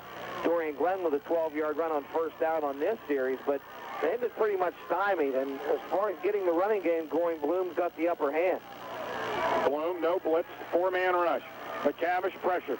McCavish, nobody open, now throws, pass, caught, and a big hit on Dorian Glenn by Keys again. That is a tough 4-yard pickup for the Rock. Have I mentioned that I thought Bloom might hit you today a few times? Now, the Rock needs to take their time here. This is a 3rd down play. They're going no huddle here, man. They need to pick this up. It's 3rd down and 6. Under a minute to play. McCavish against shotgun. McCavish drops. Randy, pressure from the outside. He'll step up, throw. Wide open. Stu got it. 30, 25. 1st down. Oh, my. I don't know how Nate Stewart got so wide open. On the tackle near side, quarterback Rudy Garcia. Garcia had to take a bite someplace, man. Well, Stu usually runs his patterns across the middle and gets some work done there. I think what he did that time is the corners get preoccupied with watching what's going on, and Stu just flipped to the sideline and turned it upfield. Whistle what? Timeout. Timeout which way, though? Timeout Bloom. So Bloomsburg elects to call the timeout with 47 seconds to play here in the first half. What a ball game. The Rock with it. First down at 10 from the Bloom 22-yard line. Bloom 20, Slippery Rock 13. Now, why this drive is so important, remember this, is that the Rock will have the football to start of the third quarter. So if they're able to put one in here, that would be huge. Well, too, you see it this time. We've seen it so many times against us in the last minute, 2 minutes of a half. Any type of score is really demoralizing, and it says a lot about Bloom. For Bloom to want to go on 4th and 15 means that Danny Hale has so much confidence in his defense. Well, I think part of it is no confidence in the kicking game, though, too. That's a 42-yard field goal. I think he probably thought he's better off in going for it than trying to kick a field goal because, of course, an extra point was just blocked. And if that happens, you can give up a huge play. You know, you got a lot of wind behind you. It looked to me at the time, well, 42 yards is 42 yards. You can't really expect anybody to make that at this level. But I thought it said a lot for him to actually go for it. Lord. That shrapnel hit the breakfast. Two receivers right, two to the left. Shotgun formation, McCavish. McCavish drops. McCavish looks all kind of time. Randy now looks. Look out from the backside. He throws. Crossfield caught by Glenn inside the 15 of the 14-yard line. And the Rock now will call timeout. I tell you what, when you jump on the awning and get a T-shirt, that's desperation. With a game going on at the same time, too. Hey, folks, how about this, Kenny? What's this tell you about how well Bloomsburg's defense played? Dorian Glenn comes into the ball game, with 7 catches, and he's really the safety valve for Randy McCavish 3 times, and with bad ribs, Randy's had him up just... Yeah, I think Dorian may say, hey, Randy, I don't mind catching it, but a little lower, please. Just a little lower. Out was a pickup, 7 yards, so it's second down and 3. The ball at the 14-yard line of Bloom. Slippery Rock was here not all that long ago, and Randy McCavish was picked off at the end zone. Well, I tell you what, it's been exciting. 9 of 13 for 121 yards for Randy McCavish, and let's call it the way it is. That passing attack is going to open up the run. There's no way. We saw this at Edinburgh a couple of years back where the Rock had struggled to run the football, and I think those passing games, the DJ Flick and Nate Stewart with Eckenrode and Dorian Glenn in there, that's the only way to open up that defense. That's my opinion anyway. Second down and 3. McCavish blitz on, pass near side, caught. Eckenrode's first down, out of bounds, 9-yard line. So it's first down and goal. They've got 4 cracks inside the 10 at the 9 with 30 seconds left at a timeout, so plenty of time for the Rock to do something here. Well, when you look at these two teams, Bloomsburg has scored 335 points in the season. How about this? Slippery Rock 336 coming into the ball game. You talk about even offensively, that's incredible. Well, total offense, they're real close, too. I mean, the Rock only about 21 yards behind, but Slippery Rock gets more on the ground. Bloom gets more through the air, and it's the opposite's true today. McCavish, shotgun, will roll. He looks, he's pressure, throws! Incomplete. They didn't call him down, so no sack. Wow. McCavish looked like he was going down, throws another dangerous pass named Brian Stone with pressure on Randy McCavish. Randy able to get that ball away. Second down and goal from just inside the 10. Well, what Randy was trying to do that time was find some open space and to be able to ditch the ball. Brian Stone in the ball game. If you remember his name, you should, because he returned the kickoff 102 yards. He's playing backup corner to Luke Murray. Murray now back in the ball game. Rudy Garcia on the outside, man-to-man with Flick. Stone showing blitz again from the quarterback spot. Now he backs off. 3-man rush. Here they come with 5. Blitz on. McCavish hit, and he is sacked back at the 24-yard line. Brian Stone in there, and now it's third down and goal from the 23-yard line with 15 seconds left. Wow. What a huge defensive play there by Bloom. Now, Randy didn't even have enough time to be able to throw the football. The linebackers, this is crazy. They lined up almost in a slot formation, and they came from all different angles, and Randy just had nowhere to turn. The one way to keep Randy McCavish contained in the pocket, and Bloomsburg's been able to do it today, is to bring it from a wider angle on the outside. It's unbelievable. The middle's wide open. Maybe a draw play would have worked in a case like that, but Randy didn't check off to it and takes a huge loss and can't even have time to ditch the football and save the yardage. Well, and the key here is that you're either going to do one of two things. You're going to take 2 shots at the end zone, because with no timeouts left, you can't go down the middle of the field because time will run out on you. You're trying to set up a field goal. Well, one of two hopes. Maybe a little quick down and out pattern to pick up about 10 yards to try to set up a field goal. Or if you don't do that, then you're going to take 2 shots at the end zone, because a field goal from here would be 40 yards and into the wind. And let me tell you, that ain't going to happen today. Well, again, it's the confidence factor, too. You'd hate to see the Rock come away with 0 points for 2 straight times inside the Bloom 15, but it all keys on what happens on this play and how much they're able to pick up, if any. Trips near side, McCavish to throw. Randy steps up. Again, he's pressured. Again, he's in trouble. He fakes. He's got to get in the end zone here, Mimo. If he doesn't, he's still running to the 10. He's got to get out of bounds. McCavish out of bounds with 1 second left, just in time inside the 10-yard line to the 7. It looked like he was going to be tackled in bounds. If so, they wouldn't have been able to get a field goal out. So McCavish is able to get out of bounds at the 7-yard line or the 6-yard line. So he does pick up huge yardage on the play, but still, Slippery Rock will have to try to settle for a field goal here. If they do, it cuts it to 4 points, and you're still right there, and you get the football to start of the second half. Ball will be spotted at the 13, 23-yard field goal, the ball on the near hash mark.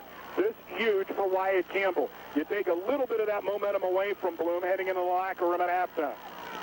Chris Eckenroe, the holder, good snap, good spot, kick, no good. It is tipped.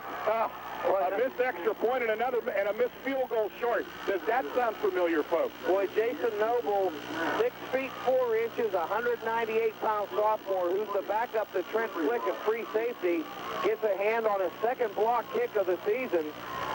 6'4", 198, and I'm telling you, he had to be even with the crossbar as far as height. He was way up there and got a piece of that ball, which really didn't have a whole lot behind it either. 2 possessions inside the 15-yard line in a row, and you come away with nothing. You cannot do that at a big football game. No way. Especially not in your last 2 possessions of the first half. And fortunately, the Rock defense was able to come up with one big play and able to, in the play by Nate Hogg, as far as forcing the loss on the shuffle pass, and that kept Bloom from extending the lead. Right now, 20-13, the Huskies ranked 3rd in the Northeast region. They have defeated 2 number 1 seeds in the Northeast region already this year. They're looking for knockout.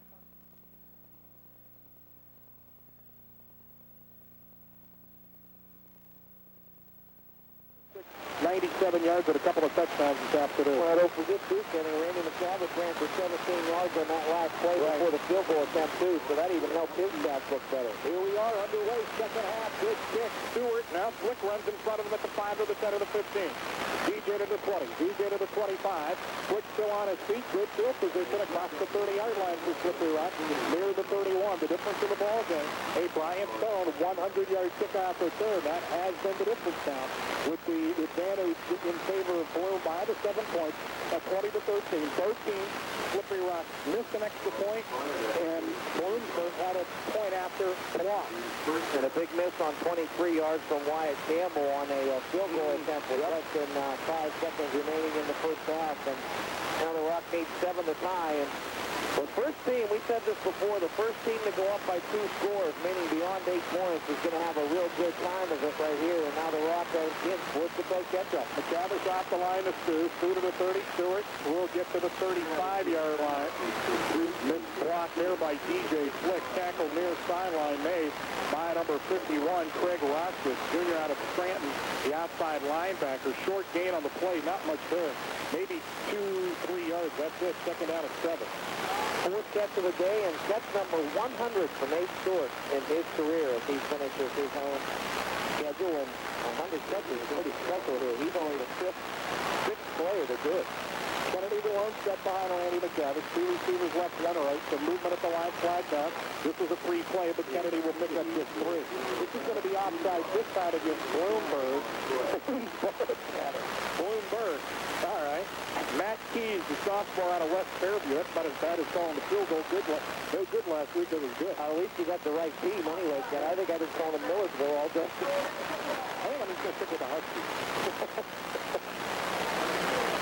Fifth penalty of the day for Bloomsburg. Foul second down and short now. It'll be second down and 2 yards to go for a first down. You'll still lose. Two receivers left. I think you got every ticket off there. Lone setback, Stan Kennedy.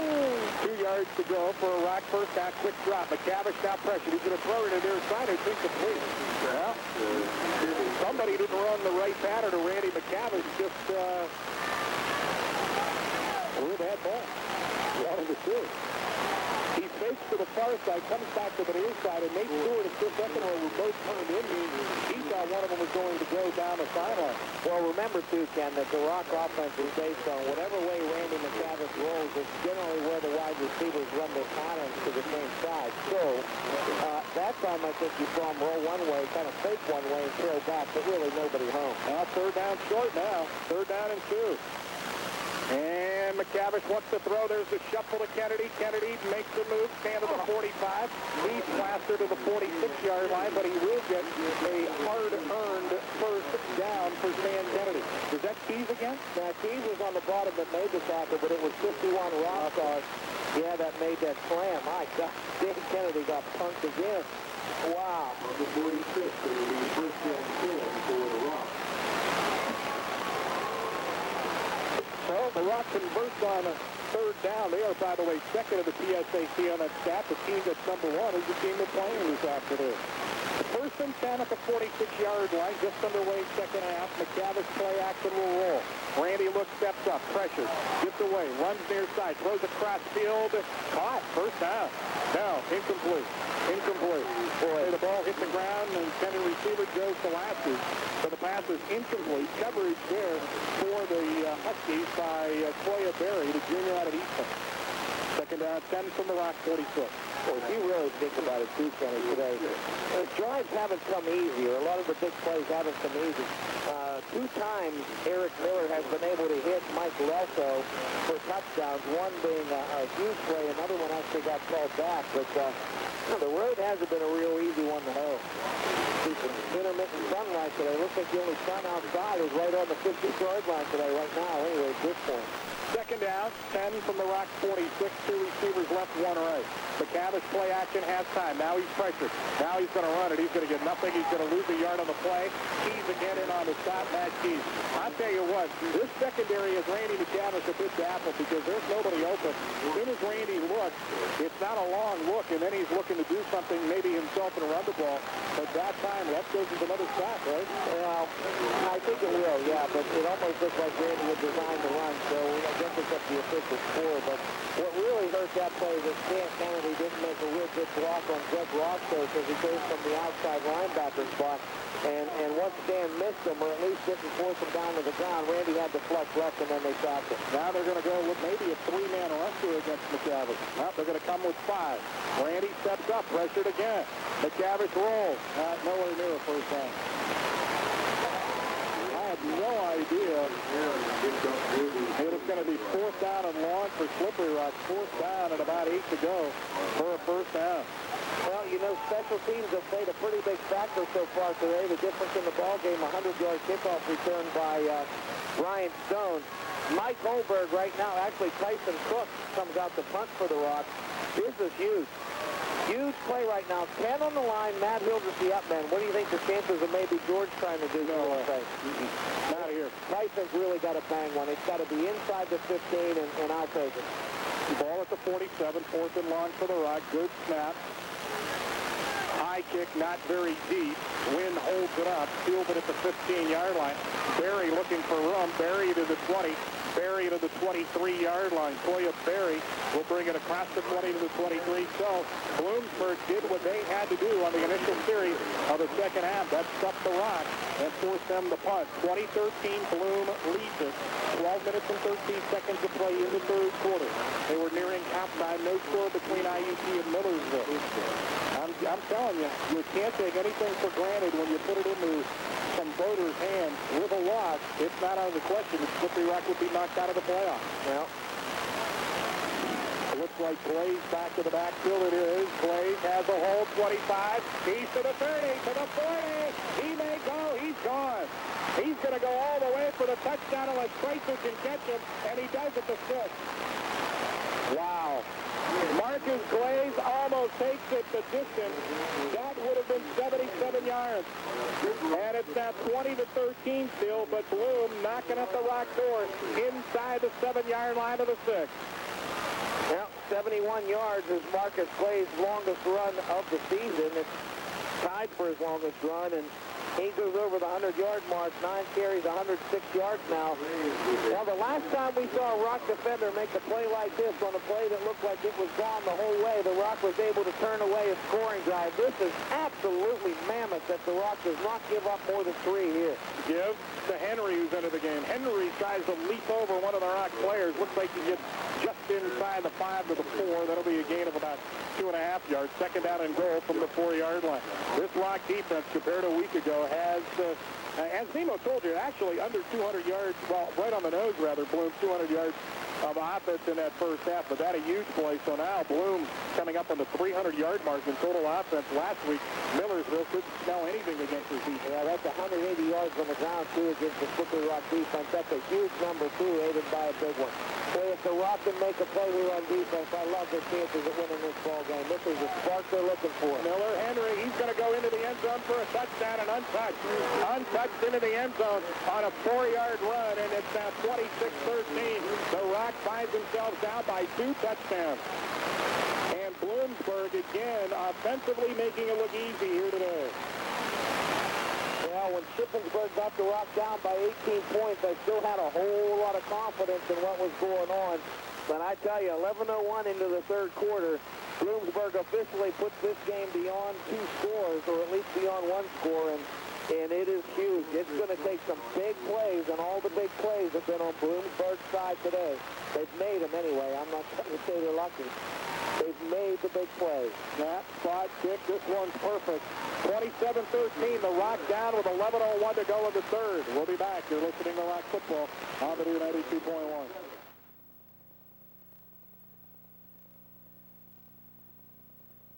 We're still in the third quarter as well. Well, still in the third quarter. Actually, they just started. The Rock able to get a decent drive started, but unable to finish it. And Bloomsburg goes 3 plays, 77 yards, and in just a little over a minute, 17 seconds. So it's a huge one.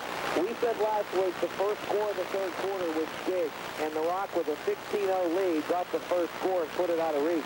Bloom, have they done the same? Floating kick, and Stewart lets it go in the end zone. It's going to be a touchback. So it'll be 1st and 10 from the 20-yard line. I think Stu was hoping it would go out of bounds, but it didn't, and now the Rock's got to go 80 yards. 10:55 to play third quarter, 27-13. Slippery Rock trailing it here this afternoon. Dorian Glenn back into the ball game of the running back spot. But the problem is, even if Slippery Rock is able to get something going and maybe score, Bloomsburg offense has just riddled his defense. 1st and 10 from the 20, Kenny. The Rock at this point in the ball game only 80 yards rushing. 80 yards rushing for the Rock, and now they're almost in a situation. I mean, they're not yet, but they're almost in a situation where they have to throw because they're not getting it done on the ground today. That front 4 has neutralized the Rock offensive line. And to give to Dorian Glenn, they string it out. He tucks it back. Glenn able to get 4 yards on the play. 4 yards. Second down and 6. Pretty good individual effort there as the line pushed everything to the right. Dorian found time to cut it back upfield.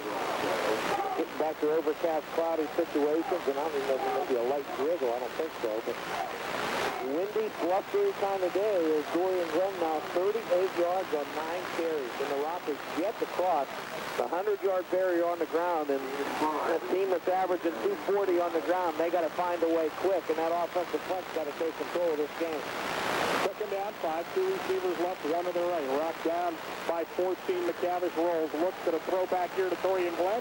He's got it and he's hit, but he looks like he will have forward progress for a first down. On the hit is Rudy Garcia. One thing, when Slippery Rock receivers have got the ball today, Nemo, not much run after a catches today for Slippery Rock. Wow, there's no question about that. In fact, Randy even has really thrown some floaters out there in the flat, and if Bloom's able to make a break on the ball, you never know.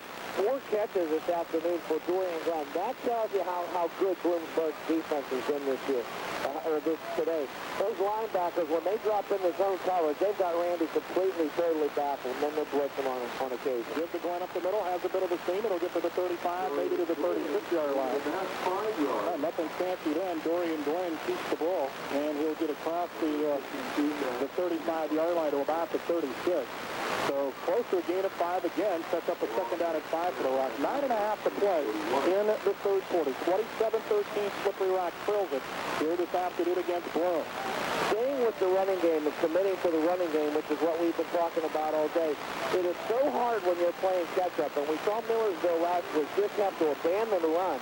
So now the Rock's desperate to try to talk itself into staying with the run and convincing themselves there's too much time left to start throwing on every down. McCavish going to roll far side. He's hit as he throws one up for grabs, and it's picked off. It is picked off 30 to the 35, to the 40, to the 50. Far sideline 45, still on his feet. And an INT and another turnover. Luke Murray in on the interception. And Bloomsburg ready to put a major blow on the Rock here. Now with the ball inside Slippery Rock territory at the 40. Let's see, they finally mark it down at the 42-yard line. McCavish hit as he threw the ball. It hung up, and Luke Murray makes the INT. DJ Flick was the intended receiver.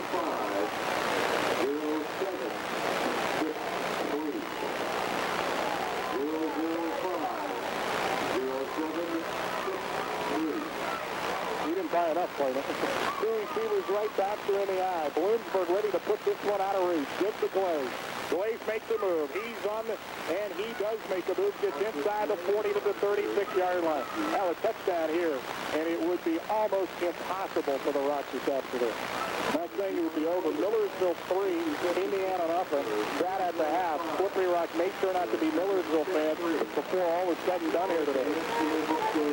Yep, 24, Trips past 7, Cal 27, Cheney nothing. Burrow leading Stroudsburg 13-9, Lock Haven 17, Mansfield nothing. Again, that Millersville IUT game is at halftime. Receivers right and left. Give the Glaze. Has a hole. He's to the 30 to the 27-yard line. Holman in on the stop, but out before Glaze picks up a first down, and he'll get 7 or 8 on that play. And Bloomsburg picking him up now on huge chunks of yardage. Yeah, Jason Holman put a shellac in that time on Glaze, but you're right. After 9 yards, it's almost irrelevant as long as he holds on to the football. 11 carries, 121 yards as Bloom approaches the 200-yard mark on the ground. And when that happens against the Rock, 9 out of 10 you lose. So the Rock needs a turnover now. Play action. Miller all the time has a man open. Touchdown drop. It was dropped. It would have been a touchdown, and it was dropped by Bloomsburg. And dropping that ball, that was Tyrell Johnson. Yep, that was number 19. I thought it was 18. It's 19. Tyrell Johnson. That's a touchdown, and that would have been a 33-13 game. Wow. Well, that's what play action does for you. Yeah, and that's what 200 yards on the ground does for you. We see it every week on the other side of the football. There's just no doubt about it. Sometimes you have to get to the point to where you sell out to the run. You can't afford to give up 7, 8 yards on first down like Bloomsburg's been able to do against this defense. So, I mean, you've got 8 guys, and really you leave your safety alone. Wow. Glaze, 25, 20, first down, 15. He's to the 13-yard line. Now, we haven't seen this defense on the ground riddled. I don't think this person in it. No, I got to agree with you there.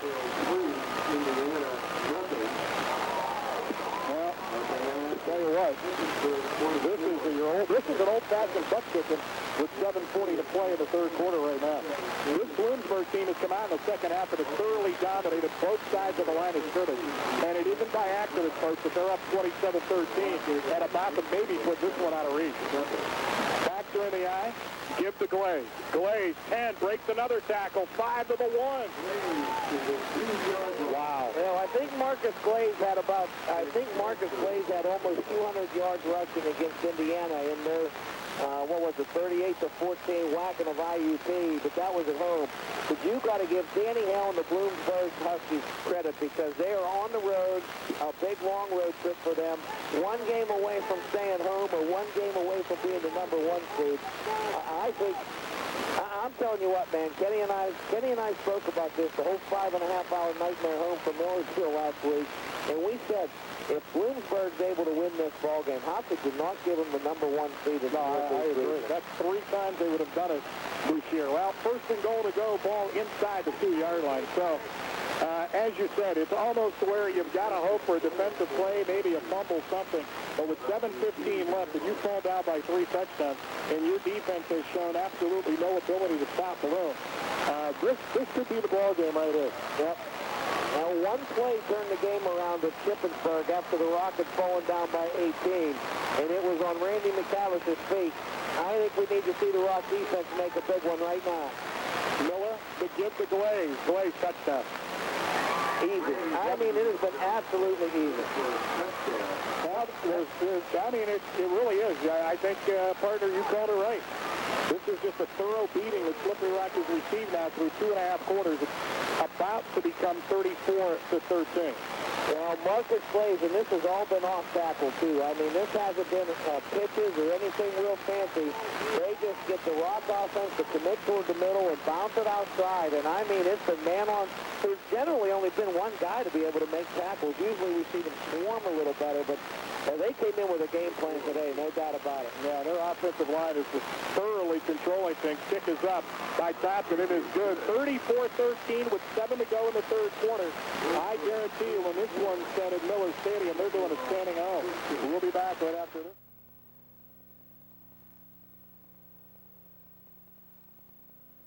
Minutes to play. Here at Enter Thompson Stadium, Bob Disperto Field of the 3rd quarter. This team has not lost a regular season game at Enter Thompson Stadium in the regular season since 1996. That afternoon, Clarion put a beating on this team. Bloomsburg doing the same right here. Short, wobbly kick picked up by Stewart at the 10 of the 15. 2 to the 20. Stewart, not much. 25, 26-yard line, that's it. Every aspect of this Bloomsburg team has just outplayed Slippery Rock. Specialty team, offense, defense. That's why the 21-point spread with 6:52 to play. Again, by the way, I should mention, in the 3rd quarter. 6 plays, 42 yards following the interception by number 49, Luke Murray. Bloom takes it in the end zone for the 2nd time in the 2nd half, and they've made it look easy. 14 unanswered after a 20-13 half, and the Rock now in must-score mode right now. No question about it. 3 receivers near side. Kennedy alone set to give to Stan, and he's going to get hit and decked at the line. He's able to get away, but now he's going to be brought down for about a yard loss. Guess who again? Matt Keys along with Craig Rostas, the junior out of Scranton. 2nd down and 11, mean a loss of a yard. Yeah, what I was going to say, when it was all said and done, all that effort netted a -1 on the ground. Matt Keys, Jeremiah Dyer, and Greg Rostas, the linebackers, again, have combined for over 250 tackles this year. Keys has forced 2 fumbles, recovered 2 of them, made 67 tackles, 5 for losses, and he became a starter in the last 4 games of his freshman year last year. And he's on to a PSAC first-team team. There's no doubt about that. McTavish pumps. Look, he'll throw far sideline. Was it caught or intercepted? Incomplete. Almost intercepted again. Oh, that was just not a very good throw. William Berry almost picked that off. And that time, and then he throws in what appeared to be triple coverage that time on the far sideline. There's just no zip on the football from Randy McTavish right now. I think the Rock is in a situation. We've seen this before. We've seen this in the 2nd half against Indiana, especially the 4th quarter. And how many times did you see Randy start throwing off his back foot? He's been picked off twice, and he hasn't really made a meaningful completion since the 2nd quarter. McTavish are going to set a screen up to Kennedy. Blockers in front of him. Kennedy, no way. Not even close to the 1st down. Now, Jerry Baker was out looking to see who made the catch, and instead of just going out and knocking somebody down, and the Rock is about 7 yards away from the 1st down. And Kennedy comes up, and he comes up limping. And the punt team back on for Slippery Rock. It is Bloomsburg team. Wow. I mean, there's no question that everyone expected a tough ball game, but right now, Bloomsburg's making it look easy. I mean, this is the number 11 team in the country, number 1 in the Northeast, and Bloom, like they did against IUP, remember, they're just whacking the Rock all over the place. And that's the score now, very similar to what the IUP final was. look. Line drive kick. This one should be returned. Barry on the run at the 40. Not a good punt at all. Barry to the 40. Barry to the 50-yard line down there. Well, that was not a very good punt at all. Well, I'll tell you how dominant this Bloomsburg defense has been. Coming into the ball game, Ken LeBovie, the Rock running back tandem of Stan Kennedy and Dorian Glenn had caught 9 passes on the season. Today, they've combined for 6 in this ball game. 9 all year, 6 in this game. How many times do we see when Slippery Rock has a team on their heels and in good field position that Vic Sampagno will go long? Let's see what Denny Hale does with Eric Miller here to really put this thing out of reach. Perfect field position too, Kenny. I can't say I disagree. It's been a while since we've seen Walco. And the give will be to Henry, and Henry gets racked at the 48-yard line. Well, the Rock linebackers haven't played a very good ball game today. I just think the front four has been pushed around, no question about it. But I think the linebackers have been so out of position in this ball game from what it seems to be to me, because running backs have been breaking into the secondary and just absolutely putting the pressure on Kent Stryker, Sean Hainsley, and for the first time in a very, very long time, you see the Rock secondary hands on hips, fired. They're one step away from being backbroken, no doubt about it. Miller rolls, throws incomplete. Somebody ran a wrong pattern, you would think that. That was to nobody. Lelko was way down the field on the far side. Going down the middle of the field was Johnson, was Tyrell Johnson. So third down and 8. We haven't said that much here today. We said coming into the ball game that first, second down would be the key to this game. And really, the point is, you go back and look at the play-by-play.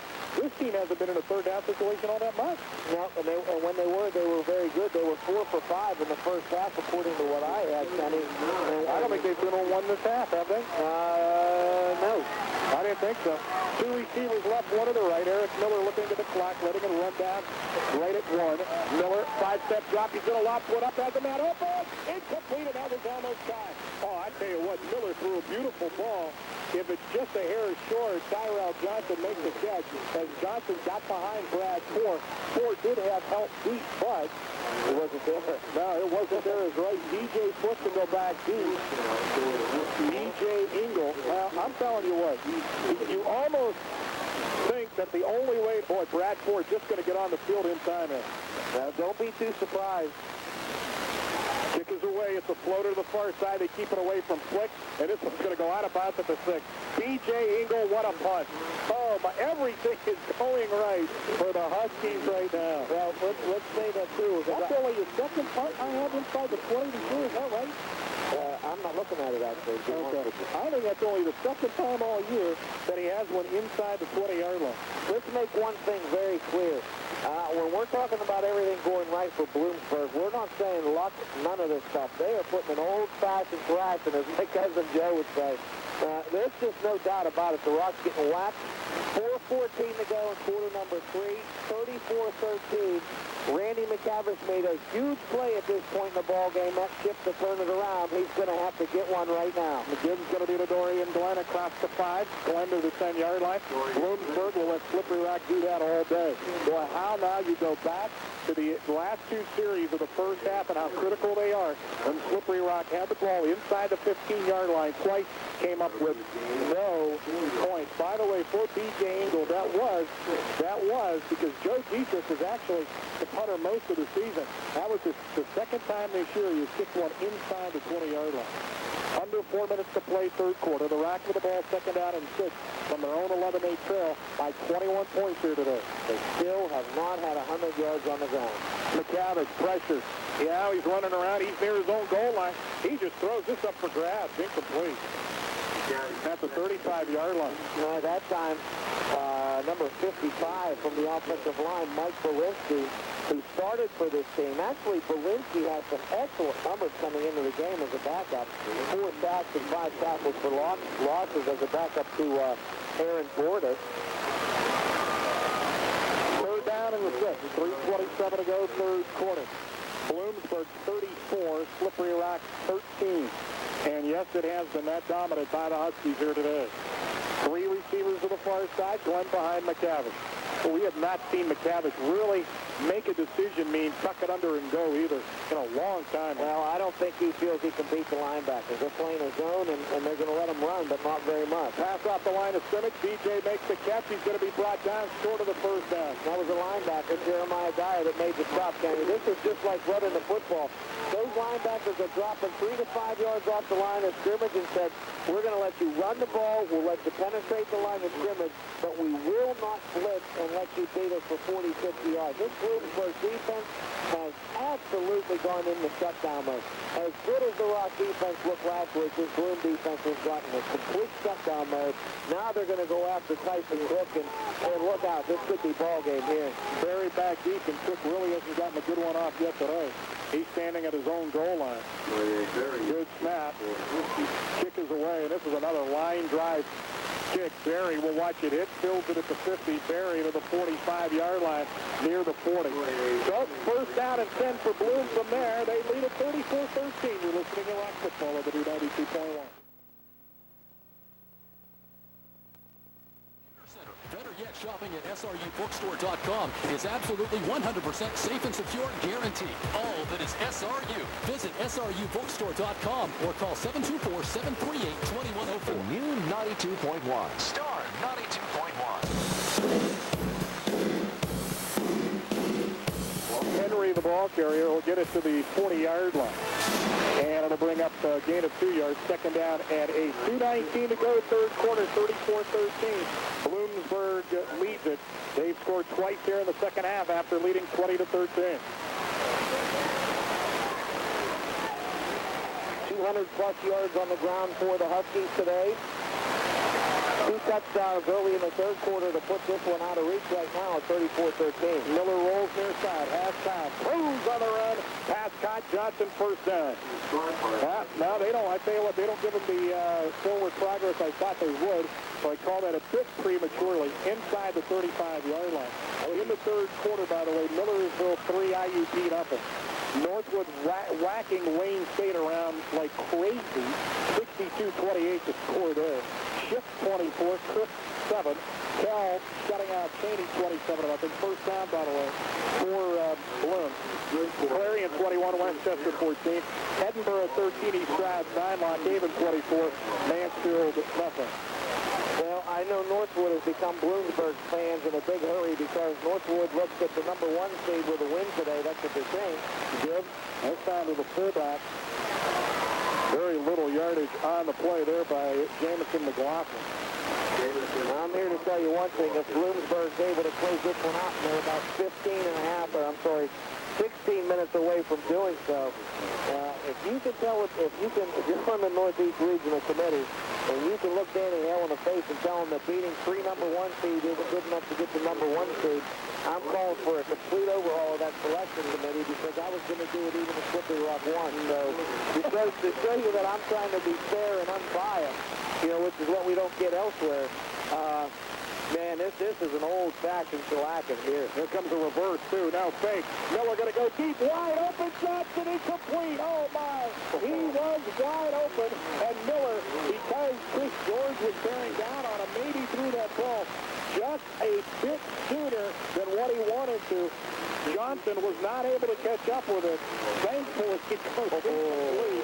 Or else this one for sure is his block. Well, Mike Lelko has a third, what would have been a third touchdown reception nullified by an illegal pass downfield.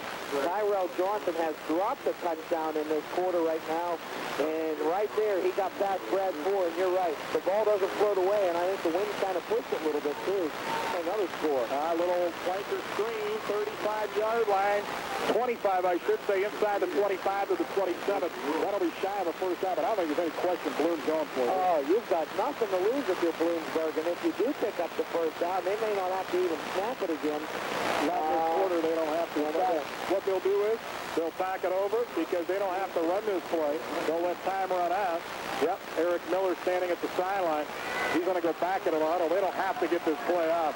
Fourth down and 2. Remember, the Rock 3 times today has jumped outside. They're going to let the clock roll. 15 minutes to go. It's all Bloom, 34-13. We'll be back after the 60-second timeout of the 92.1.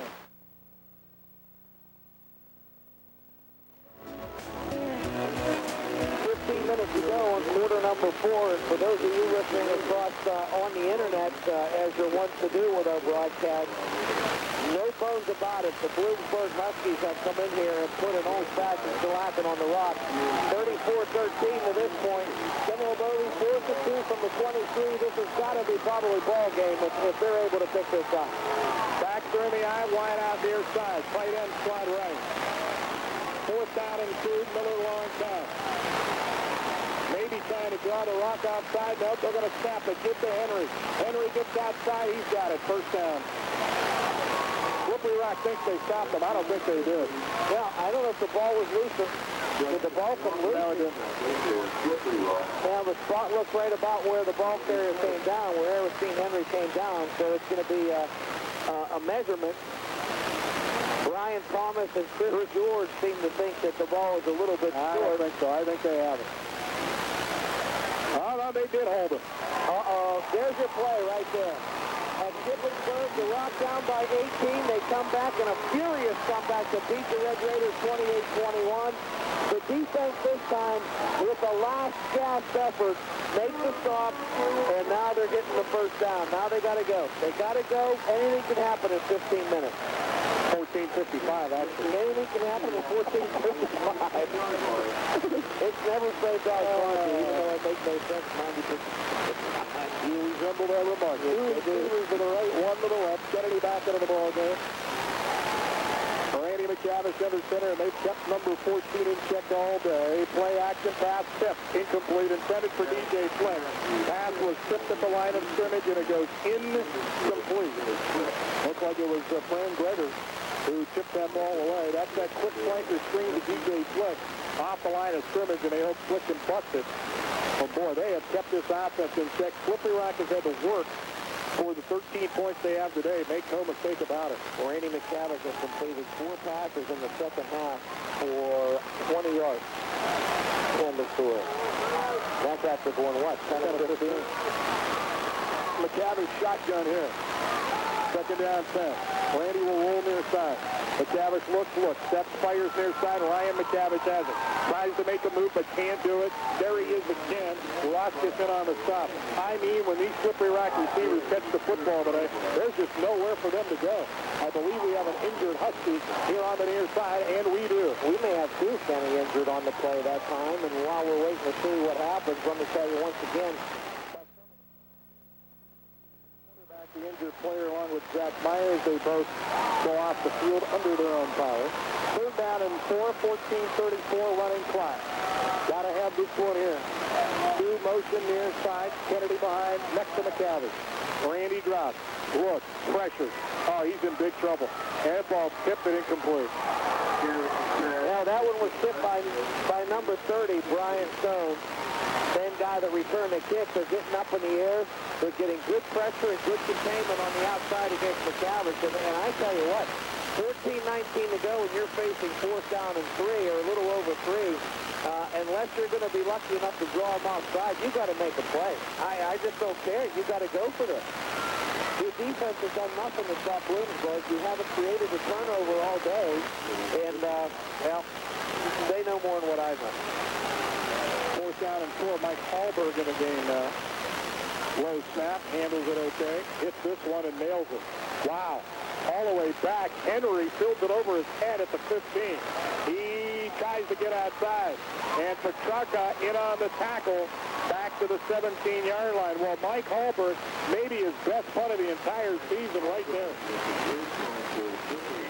He absolutely drilled that one, but where was that fielded, Kenny?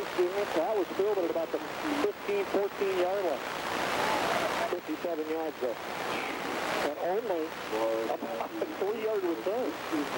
Well, I take that back. Once again, you know, a knee-jerk reaction on 4th and 3, and now here you got them inside the 20, so.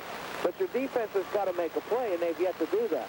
Yeah, well, one thing for sure is 3 and out here is an absolute must, because time is not on your side. Oh, big plays, makes a move, another missed tackle, another one first down. Here the 29-yard line. That's been the story all day, was that play right there. About 2 or 3 missed tackles for Slippery Rock. Glaze is able to get a first down, and it takes, it gives Bloomsburg some breathing room. They now have it at their own 30-yard line. Just again, as we said, this offensive line of Bloomsburg has done a superb job here this afternoon. Make no bones about it. 15 carries, 160 yards for Marcus Glaze. I'm telling you, this defense hasn't been riddled so much on the ground since Carson Newman in the semifinal game a couple of years ago. Eric Miller, long count. Miller gives, and we're going to see Glaze probably the rest of the day now. He's wrapped up behind the line of scrimmage. Ryan Reiser leads the way on that play. 28 to go. Slippery Rock trails by 3 touchdowns. And how important now. The final 2 drives of the first half are here. Slippery Rock finds itself too in a position, and it's crazy to think this way. You might think I'm not. But you really got to find a way to score and even make this final score even look better. Last week in beating Millersville 29-6, it showed nothing on the scoreboard how badly the Rock beat them. Slippery Rock needs to score a couple to make this close, even if they can't overtake the lead. Give us the Glaze, and he's hit and dropped behind the line of scrimmage. That time in on the tackle, Mike Burns leading the way. That'll be a tackle for a loss. And, you know, Bloom will take this. As long as they don't turn the ball over, they can hand this one off, too. Absolutely. I mean, I don't... If this is going to be a pass, it's going to be something very, very safe. It's not going to be anything dangerous. I don't mean to disagree with you, but I think with the cushion of 21, knowing that you can keep possession, this is not true. What do you care if you get picked off? You know, I think you do, because then it could go for a touchdown. You let your defense handle things. Miller shotgun. Miller steps up, fires far sideline, pass caught, but it's going to be short of a first down. That's what I need by a safe pass. They weren't going to do anything over the middle to try to get picked off on that. Johnson on the reception, shy of a first down. Bloom will take that. They'll go back and put the ball away. They don't mind that at all. With 12 minutes to play. 34-13, Bloom on top. Now, if you're Slippery Rock and you're listening to us on the internet, you got to hope for a block, which Slippery Rock hasn't had in a long time. And you can't afford a penalty, which would give Bloom an automatic first down. You can't get crazy here. That means jumping outside, too. Good snap. Rushes on. They get it away. Line drive kick. They keep it away from Flick. Hits at the 30. Ball rolls. DJ wants to pick it up. Now he's going to let it roll. And it's down to the 19. We'll take time. Rock trails at 34-13. You're listening to Rock Football, the 92.1. If the balance in your checking account always seems to be headed in the wrong direction, it pays to check with us. Because when you sign up for our interest checking, your spending money is earning money. Just maintain a minimum balance, and you're earning interest every month. Stop by and ask about interest checking, and make your money make money. Quality financial service for a quality life. ESB Bank. Member FDIC and an equal housing lender. Star 92.1.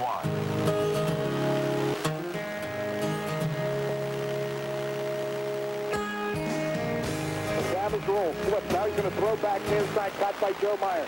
Meyer to the 20, Meyer to the 25, Meyer to the 30, to the 32-yard line. That'll be enough for a Slippery Rock first down. You know, I'm a bit surprised that the Rockets are going almost to a 2-minute drill, man. I mean, they're down 3 touchdowns. And that's of course hoping if you are able to score this to make all the extra points. 11:24 to play, 34-13, a game, and especially second half, thoroughly dominated by the Bloomsburg Huskies. What's important, though, is you got to get that first score, though, Kenny. I mean, you got to take your time and make sure you get that first one, and hope that you put a little fear in Bloomsburg, because a 3-touchdown lead is insurmountable. Mr. Glenn looks to get outside, scoring into the 35. That's it. That much there. Guess who? Mr. Keys, and on the stop again. Matt Keys, the sophomore linebacker out of West Fairview. He has been brilliant today. 6'2", 206-pound sophomore. And we will see him next year at Bloomsburg when we go out there. Wow. Just a fantastic defensive effort.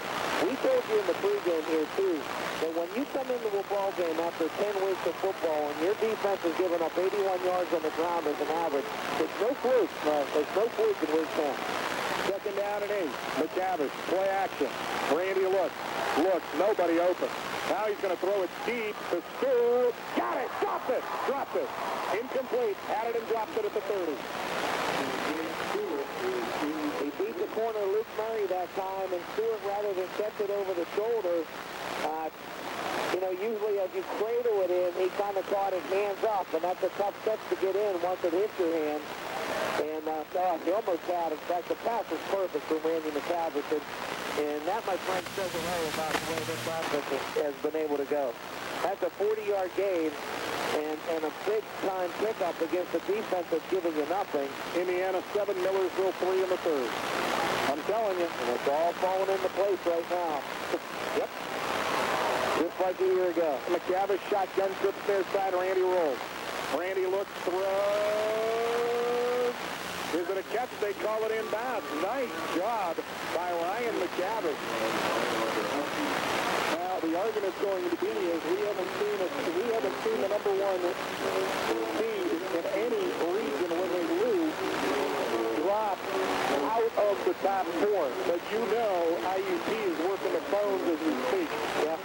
I think that's why it's probably as important for the Rockies to make this final score respectable, even if they can't pull out a victory. 10 minutes to go, they're down by 3 touchdowns. At the gun, 45-yard line, that's it. He'll pick up 4.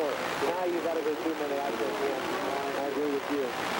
Besides the 14-yard touchdown run by Stan Kennedy, he's again on the stop. There really hasn't been a lot of opening for the Slippery Rock running back here today. Remember, these are 4 seniors. The one thing about this, we keep talking about this Bloom team, but there are 4 seniors across that defensive line. There's a lot of experience there. 2 receivers left, 1 to the right. McCavish shotgun, just under 10 to go. Slippery Rock down 3 touchdowns here today. McCavish will roll far side. Randy looks, throws on the run, and that's intercepted. Ball game over. That's it. McCavish picks off again. Bryant Stone. Will take time. 34-13 now. This is on the new 92.1.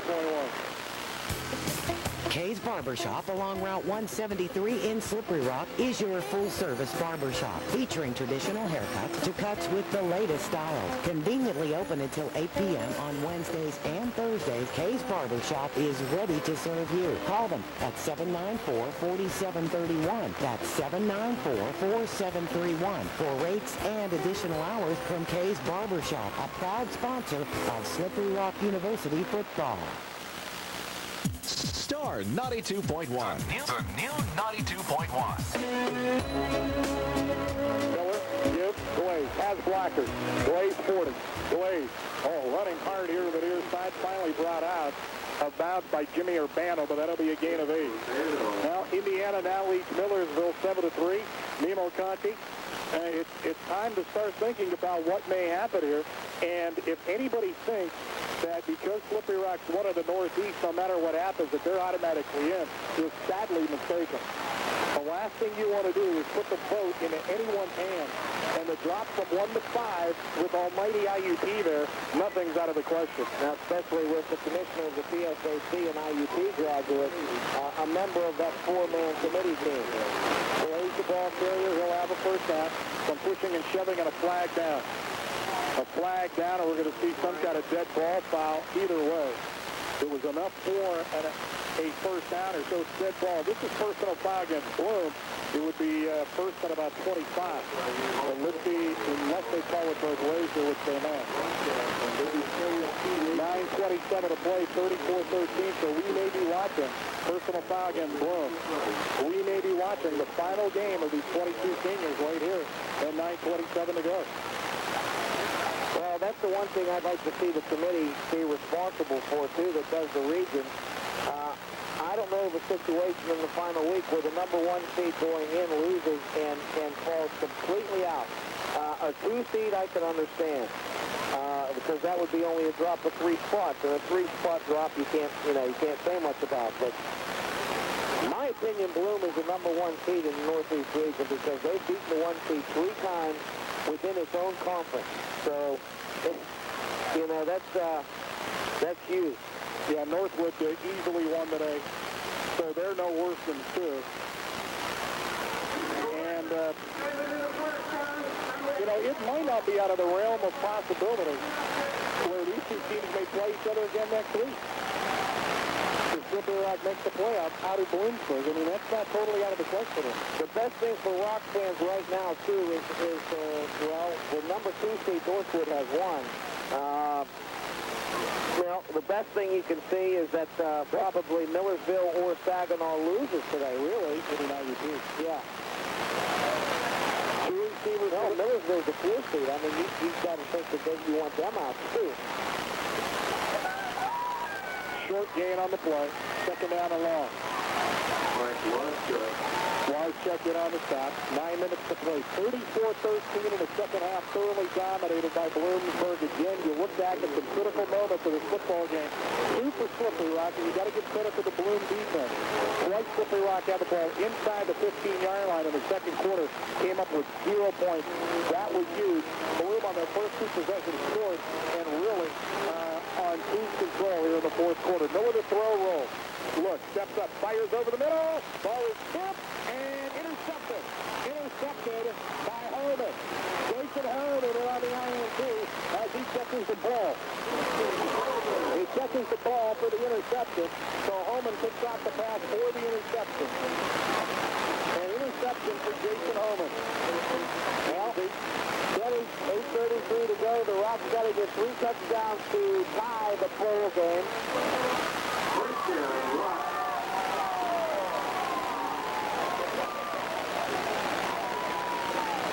Kenny. You can't do it, huh? Trip McCavish shotgun. Randy looks flag. Illegal procedure, Slippery Rock. What I wanted to say, Kenny, is how many times do you see this antagonist go up these balls? First and 10 from the 46-yard line. Illegal procedure. Somebody flinched. Not only that, but they moved. So that'll be an illegal procedure penalty call.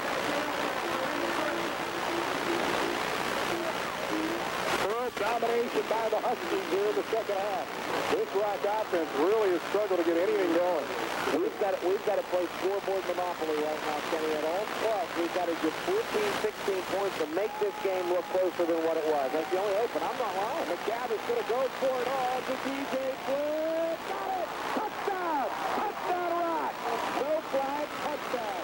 And it will go 59 yards, 34-19 with 8:22 to play in the ball game. Yes!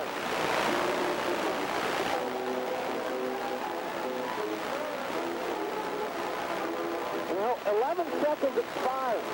The Rockos, one play, one official play. The motion penalty doesn't go against them. One official play, 59 yards, and this ball game is now 34-19. And now you force Bloomsburg to get a little more movable on offense. They've got to stop. They can't just sit there right now, and another turnover makes this huge.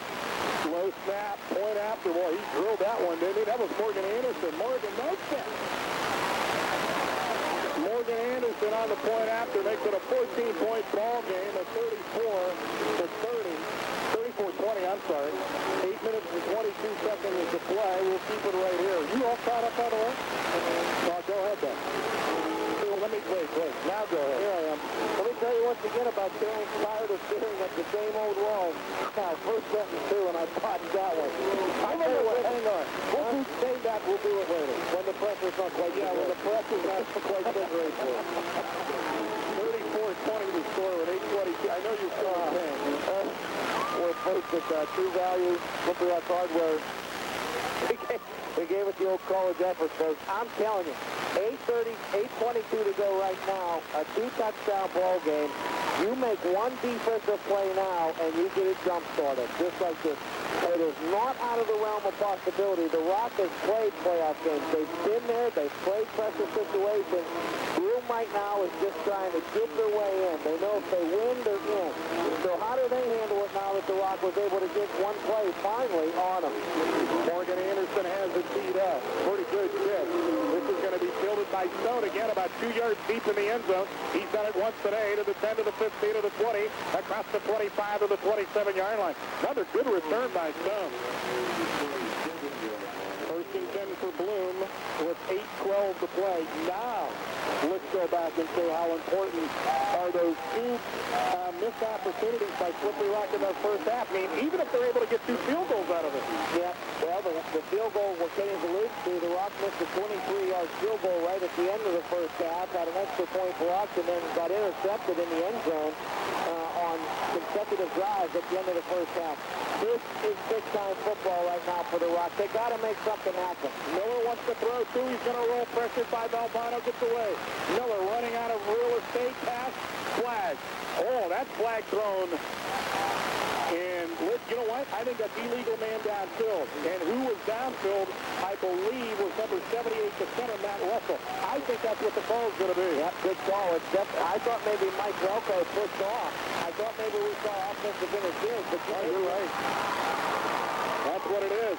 And all of a sudden, this crowd, which has been very quiet today. And that should be 15 yards this way, Ken, or half the distance. From the 27, this should go to the 14-yard line, if I remember right.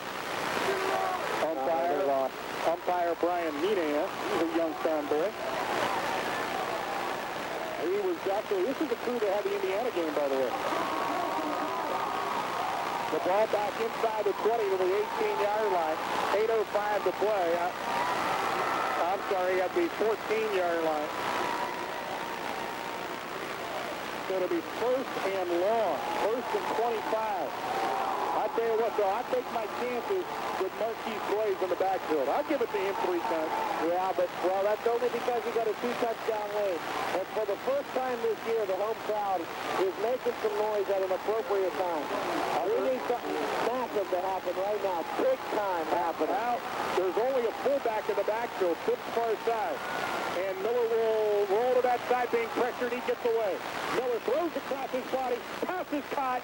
It is going to be a big gain across the 25 to the 27-yard line. That's Lelko on the reception. Wow, what a play by Bloomsburg. And Mike Burns, Kenny, was about a step and a half away from picking that ball off. He was in the right spot, did not make the play, and Lelko caught it against the zone and takes it out to the 28-yard line. A 14-yard pickup. And it's 2nd and 9 now. That's advantage Bloom because Glaze is probably back in the ball game now after that play. Good call. Henry is 5 catches, 97 yards for Mike Lelko. 2 touchdown catches as well. That was huge, though. There it was. Miller's going to go to throw again. Look, throws near side. Was it? No. Incomplete, out of bounds. And more importantly, that stops the clock, too. An incompleted pass to Lelko. Oh, that shocks me. You're up by 2 scores. You got time on your side. Oh, that's just, and not only that, Nemo, but you pummeled him on the ground. Well, and now you're facing a 3rd down and 9. The best team in the PSA team on 3rd down.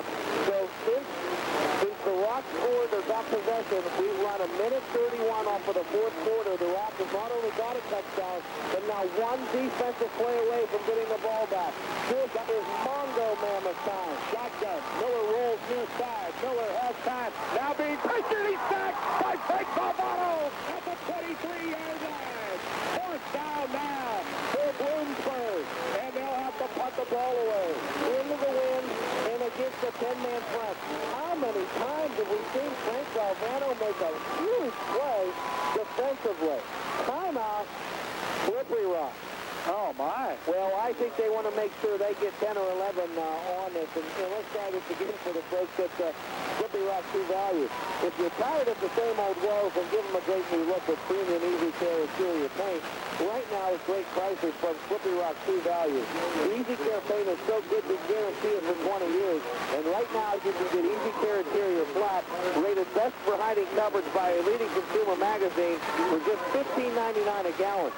For best results, put it on with an Ultimate Finish 5-piece roller tray set with trays, roller frame, and cover. Drop cloth and trim brush, only $7.99.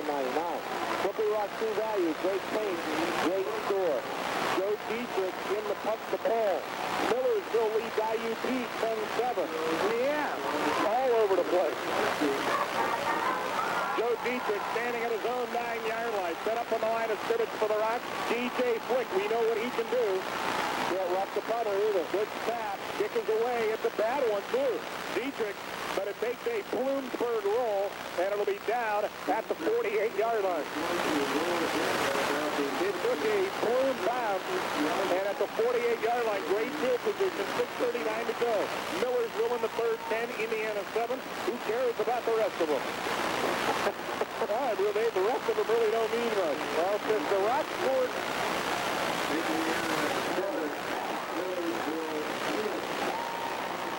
got a rise to the fans. It's the Rock off possession on their touchdown drive. 2 minutes have run off the clock, and here they are with a chance to cut it to 7. Huge comeback potential right now for the Rock. McCavish looks. Now all of a sudden he has time, but it breaks down. He'll roll. He'll loft one up and throw it to the Bloomsburg bench. There's a flag down, however. There is a flag down. This in the vicinity of holding, you would think. So is it in the backfield or the secondary? It's in the backfield. Holding against Slippery Rock. Or if it's at the spot of the foul, it will be. This is going to be about a 16-yard penalty, too. Big time. Oh, huge, tremendous mistake by the Rock. The spot of the foul is the 43-yard line. This will take it back to the, no, it wasn't, the 47, I'm sorry. Actually, they'll take it from the line of scrimmage, so it's not that big a deal. First and 20, I mean, it was bad enough, but if it would have been at the spot of the foul when Randy was kind of buying time, this could have been a mammoth penalty. First and 20, stay with it, 6:32 to go, 34-20, Blue with the lead. McCavish shotgun. Low snap. Handles it. Look out. Shuffle. Who's got it? Glenn. Glenn, 45. Glenn to the 47-yard line. He kind of held that ball out like a loaf of bread, as they say, at the tired line. But Dorian Glenn got caught from behind by Brian Sims, the defensive tackle. That's not who you want making tackles on the shuffle pass, but it is a good game of about, what, 9 yards? Yep, that's 9 of the 20 they needed back. Second down and 11, I'm sorry. 2 receivers right, 1 to the left. McCavish shotgun again. Randy looks to roll. He's being pressured just away from one Husky. He can run this one if he wants it, he will. McCavish 50, 45, first down, out of bounds. 40-yard line. No flag. First down at 10 for the Rock at the 40. Just under 6 minutes to play, 5:48. Again, Millersville in the third quarter leads IUP by a score of 10-7 if you're just joining us. And if Millersville's able to finish that one off, Kenny, the Rock probably slides no further than 4 anyway. Saginaw plays tonight against Northern Michigan, a 6-4 Northern Michigan team. Saginaw at 8-2. 3 receivers near side. First and 10 inside Husky territory. Can't have any mistakes now. McCavish steps up, rolls, looks, pressure, throws on a run. Caught by Ryan McCavish as he tries to make a move, slip, but it's a first down inside the 30 to the 27-yard line. 5:40 to go in regulation. That means the clock will stop. The move to change on first down. The ball spotted outside the 27 will give Ryan a pickup of 13 on the reception. Well, Ryan McCavish is third catch of the afternoon. He made a point about that Bloom defense, but right now they're playing soft. They've got the lead. They can afford to play zone. They don't want to give up the big play, but the Rock's got time. McCavish throws deep in the end zone. It's going to be out of the end zone. Incomplete. That one's just wow. Well, we ran out of time, Kenny, and he just had to get rid of it before he got sacked. The 35th pass attempt on the day. That may be a career high for Randy McCavish as far as passes thrown in a ball game. 5:20 to play, fourth quarter. 34-20, Bloomsburg leads it. Everything now, though, offensively for Slippery Rock is 4-down territory. Second down and 10. The Rock with the ball at the Bloomsburg 27-yard line. 263 yards passing for Randy McCavish, and that's only because he's had to with 5:20 to go. He's never thrown for 300 in a game in his career. Trips far side, McCavish shotgun look, pressure. They're going to set the screen up. Dorian has it with some blockers. Glenn tries to make a move, and really not a good choice by Dorian. Glenn inside the 25 to the 24. He goes inside. I think if he goes outside, he's got some room. I don't think he had a choice. I think Bloomsburg read that screen better than the Rock did. The Rock had 3 offensive linemen downfield, and Bloom had 4 defenders there ready to make the play. I don't think Dorian had any choice. He did what he could. 3rd and 7, 2-down territory. Yep, trips near side. McCavish will go shotgun again. Dorian's caught 7 passes in his career. He's caught 6 today. McCavish drops. McCavish looks. He's being pressured. He rolls near side.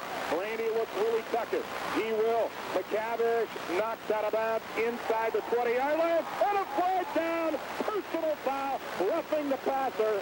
That'll be a first down for the Rock. That's a late late hit on the quarterback, Randy McCavish. So the important thing is Randy gets out of bounds with 4:33 to play. Plus, this will be a first down.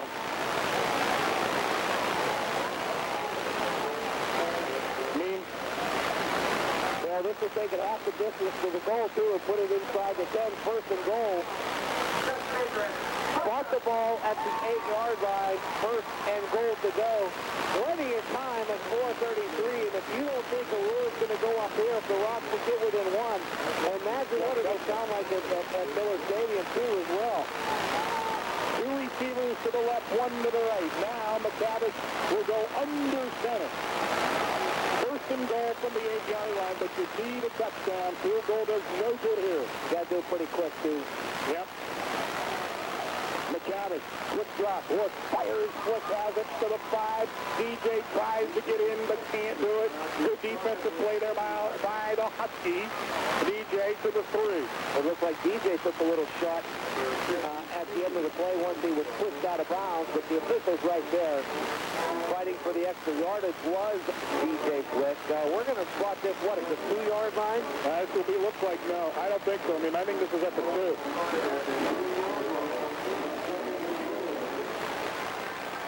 Two receivers left, one to the right. Dorian Glenn behind Randy McCavish, straight hit to Glenn up the middle. Glenn spins, tries to get in, puts the ball close to the end zone, but no. Will be just shy. Well, all he has to do is touch the end line, and the Rock is going to burn their second time out. Well, they're going to try to save some time here, but now they're down to one timeout in this ball game, which means your defense has to go 3 and out. Not only that, but if Slippery Rock's able to get this one here, more importantly, of course, kick the extra point.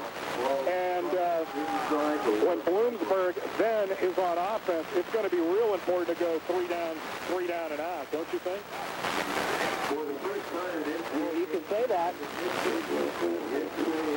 Boy, what a game. I mean, you talk about intensity. This has been it was an intense first half with a whole lot of cracking going on. And for Bloom to completely take control of this game early in the third quarter on the road, especially here on Senior Day, was stunning. But here we are 4 minutes and 20 seconds away and 1 yard from being right back in this ball game. Well, and it looks better nationwide when they see this score. And not only if you look at, there's going to be a lot of what-ifs in this football game, but again, the two I go back to, Randy McCavish deep in Bloomsburg territory, throws an interception in the end zone. Then Wyatt Campbell has a field goal block. Those are 2 makeable field goals. This right now, you could be sitting at an 8-point ball game at 34-26. 2 receivers, 1 right, 1 left, 2 tight, 1 behind McCavish. Let's see if Randy follows Meinhardt. He'll keep it himself, and looks like from here he got into the end zone. So he crossed the goal line, and he did. 4:13 to play in the ball game. The all-important extra point at 34-26. It's an 8-point game now. All of a sudden, how do you figure this game of football out? The Rock looked like they were gone and dead. Then Randy McCavish hit DJ Flick on a big touchdown pass that all of a sudden has changed old Mo in this one. Oh my. Morgan Anderson. I think it's Morgan. With the all-important point after. It's an 8-point ball game. Good snap. Spot. Good. It is good. Well, Goye Berry thought that was wide right. How do you like the way Bloomsburg attacks these kicks? They've got their blocking specialist, Jason Noble, who tipped the field goal by Wyatt Campbell in the first half. They've got him almost on a catapult.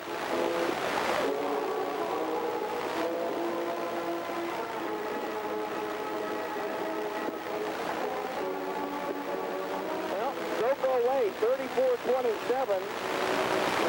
Now, what you need to do now, Mimo, is cover this kick well, is put a little pressure on Bloom by pinning them deep in their own territory here. That's what you need to do. I don't think you're going to see an onside kick by any stretch. Well, I mean, you never know in this game. You never know. With 4:13 to play, you're down 7. All of a sudden, you've been able to move the football now at will. Well, you've got to believe, too, Kenny, that Danny Hale now in his offense, now they've got to play hard-edge football now. They've nursed a 21-point lead. They've done nothing offensively that I wouldn't have done with a 3-touchdown lead. But now you need first down. You've got the whole wide middle of this football area open here. One guy standing at the 30-yard line, one guy at the 5-yard line. There's about 40 yards worth of football field uncovered. If Morgan can boost it into the open area, anything could happen. Morgan, he'll hit it deep. Yep. And this will go in and out of the end zone, touchback. So it's a touchback for Morgan Anderson. So Anderson with a good pitch forces a touchback, and it'll be 1st and 10 for the Huskies. Now you can't allow more than one. You can't allow more than one first down. No, that's for sure. 4:08 to go. 9 plays, 52 yards on the scoring drive for the Rock. Man. I mean, could you imagine if this was between 1960 and 1987 and this was the state championship game with this kind of drama? It may as well be. The loser could be out either way. Two receivers right and left, backs are in the eye. Eric Miller, the quarterback, under center to get to Marcus Glaze. Glaze will get 5. Somehow, some way, he got 5. Big first down play by the Huskies. 2nd down and 5 to go. We'll keep an eye on the clock. It's 3:53. Again, Slippery Rock can allow no more than one first down. In fact, if they want a realistic chance to win this ball game, how about that? Chris Pacharka was coming in the game for Mike Burns, and Burns said, I ain't coming out. Get out of here. 20 carries, 175 yards for Marcus Glaze. Back to the eye with 2 receivers to the right. Eric Miller, he's been fantastic today under center. He looked at that play clock that has 3 seconds on it.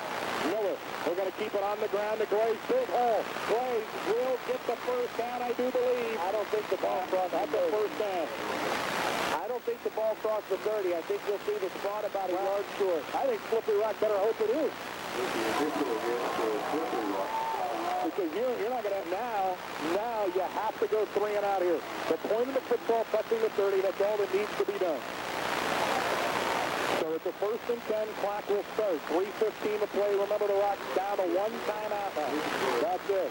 It will take now, with that first down by Bloom, a minor miracle to tie this game. You got to hope for a turnover here, folks. Receivers right and left, backs are in the eye. Eric Miller going to take his 0 time as he gets under center. Slippery Rock down a touchdown after being down 21, heading into the 4th quarter to play. Miller, long pass, Miller, gives, Glaze, as they try to tackle the football, will get a yard, and that's about it, 82.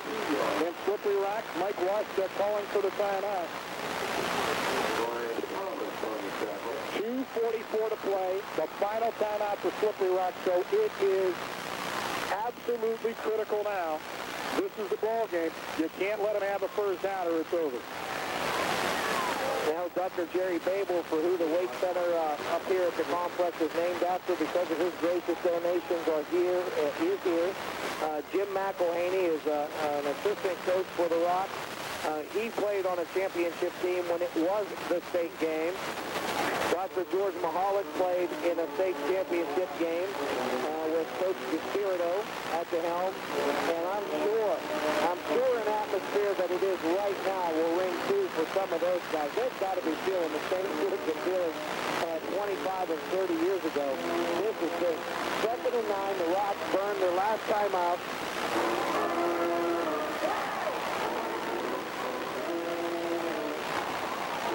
IUB goes up on Millersville 14-10. That one's in the 4th quarter. That's a new score. Those of you that care, Cal 41-6 over Cheney. Ship 31-21 over Kutztown. Also in the 4th quarter. 2:44 to go here, and you may be seeing the final 2:44 of the season for Slippery Rock if they can't pull this out. But like you said, the 2 touchdowns, make no mistake, have been used here in the 4th quarter. Yeah. I don't know how, if they end up losing by 7, you drop the #1 team out of the top 4. 2 receivers to the right. The Rock needs the football back. They're going to give it to Glaze. Play being strung out, and Glaze tackled back at the 29-yard line.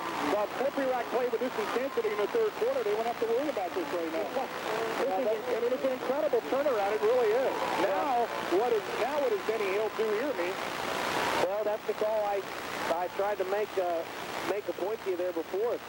I don't think you throw the ball. I think your defense has been so good for the better part of the day. You'd almost rather let this game, if they run it again, there'll be about a minute 20 left when the Rock, if the Rock is lucky enough to get the punt. I don't think you want to give Randy McCavish more time. Shotgun, I think you got to watch for the shuffle pass here, or the handoff out of it. Miller to throw. Miller pumps. Miller looks. Pressure, he's going to be sacked. Well, it's just as good. A great play by Eric Miller. He doesn't force the pass. The clock is still rolling. There's the senior play right there by Eric Miller. If Eric Miller would have had a wide receiver break open, and it would have been an obvious throw, a throw that he has a better chance of completing than not completing, he'd have taken it. That's why this kid is the most efficient quarterback. When you talk about the Steve Young and Joe Montana's, and they talk about pass efficiency ratings for quarterbacks, Eric Miller is at the top in the PSAC. No question why. He has not made a mistake yet today. No, he didn't. And there was a senior move there. He said, listen, I'm not throwing this. I'm going down instead. And that was a smart play. Dietrich now will call timeout with 1 second left on the play clock. Good move by Denny Hill. Buck 15 to play. Well, you got the ball in your hands. You don't know where it's going to be, but the one thing you don't want to do now is rough the punter. Now, of course, it was around this time, although the score was 28-28 a few years ago back in Edinburgh. I think it was Mr. Geisizer who blocked it and picked it up and ran it in. Am I right? Geisizer or not? I thought it was Hawk. Was it Hawk? Anyhow, it was blocked and recovered, and game set and match for the Rock. If that would happen here now, of course, it would put it just, though, to a one-point game. Remember in all this, Slippery Rock has had some adventures at extra points this year. You know, if they're able to get this in, you still need the extra points in order to send us into overtime. Yes. And the game we were talking about with Edinburgh, well, we made the point that there have been 8 extra points missed. And none of them, to my recollection, or maybe one of them has been blocked. I mean, they've been shanked, the ones that have been missed. So that's why you say it's nobody back, team. How about that? Nobody back for the Rock. That shocks me. They've got 11 up because this ball can roll forever. That's the problem. He had an 8-yard punt earlier in this game. Punter goes down, but nothing. Big roll for the Huskies. It'll go down to the 35-yard line. Dietrich went down. They went after him. It'll be 1st and 10 for the Rock with 1:06 to play. Well, it's simple. You know you don't have any timeouts left. You know you got to score a touchdown. And Bloom, they're going to try to keep everything in front of them and not let the Rock beat them deep. Well, you could take the first 2 or 3 passes. You've got to make sure you throw them at least 10 yards downfield. If you get the completion, you'll have that much time to get it while they move the chain. So the first 2 or 3, you could take a chance down the middle against the soft zone. 3-man front, 4 linebackers, 4 defensive backs. And the 4 linebackers, I'm sure, are going to move back, and they do. McGavish shotgun, and he's pressured Randy Rolls. Look, he's going to try to run. Oh, my. He's got to throw that one away, and he's brought down at the 37-yard line. 38-yard line. Got to throw that away. He was down, but he was behind. He was beyond the line of scrimmage, so he couldn't even throw it away. Now, when he's rolling, though, Neiman, nothing's there. He's got to give it up. 2nd down, 7. Fires near side. Ryan McCavish has it, gets out of bounds. That'll be enough for a 1st down. 40 seconds to play. Kind of similar to what Slippery Rock had against Indiana, huh? Yeah, the Hail Mary. This is about this point in the field, too. Only there was about 1 tick left. 9-yard pickup by Ryan McCavish. He's caught 4. Dorian Glenn's caught 6. DJ's got 5 passes, and Nate Stewart 4. So Randy's been able to spread the ball around to the tune of 281 yards. But ever since Bloomsburg got up by 3 touchdowns, their offense went limp, and the Rock has been coming hard ever since. 2 receivers right, 2 left. 3-man rush. McCavish steps up. Randy looks. He's going to throw this as far as he can. A man out there. It's gone. It's gone. A touchdown. It's a Slippery Rock touchdown. It's a Slippery Rock touchdown. Nate Stewart. Berry fell down. Kenny, the free safety fell down. Oh, they say it was no good. What happened? They haven't. I mean, the Bloomsburg defense is down on the ground. The free safety play. Are they saying Stewart didn't catch it? Well, the one official ruled it a catch. Evidently, it's no good. I thought it was a touchdown. The ball must have hit the ground. Oh, my. Oh, my goodness, Stewart was out there. It looked like he caught it from here. That's the second time today Nate Stewart's had an over-the-shoulder catch that he hasn't been able to haul in. And George Mahalik wants an explanation. He wants to know who made the call, what the call was, because there was no official back. Oh, my goodness. That may be the last chance, great chance of the game there. 31 seconds to go. Look out, McCavish pressure, and he's going to be sacked. And a flag down. There's a flag down. There's a flag down at the 45-yard line. Let's see what that is. On top of all that, it's probably a hole. Number 90 that time, Kevin Petrie makes the sack. Yep. What happened with the Nate Stewart catches? Nobody can believe it. Everybody thought Stewart caught the ball for a touchdown. And, of course, we have no instant replay to tell you what happened, but it sure looked like a good catch from here, didn't it? The ball evidently hit the ground. Well, Stu didn't make much of a fight. I don't know. Maybe when Stu went down, there was a hole. That's about all she wrote now. Well, the sack by number 90, Kevin Petrie, brings it back to the 38-yard line. So now the Rock 3rd and 19. They need 19 for a first down. And the clock's going to run, too, and there it goes. Wow. It looked like it was a game-tying touchdown, and it was called incomplete. McCavish rolls, look, he's going to throw this down the middle of the field. It's going to be picked off, and the ball game's over. It's intercepted by Bloomsburg, and Bloom's going to win it. Third interception of the day for Bloom. And the second interception of the day for quarterback Luke Murray. Nate Stewart just threw his helmet. And I don't know if he believes that he actually caught the ball when they got ripped off, or he's just totally beside himself for not being able to bring that in. I got to believe Stu thinks that's a touchdown, because the play was dead for about a good 30 seconds while we called the touchdown before somebody whistled it back. And, wow. I think Stu thinks he caught the ball. Yep. He's talking to Vic Campagna right now, and he's saying, I caught the ball. Well, game's over. Bloomsburg's going to hold on and win it. What a finish, though. That's it. The Huskies win it, come in here and beat for the third time this year the #1 seed in the Northeast. The third time this year that Bloomsburg has done it.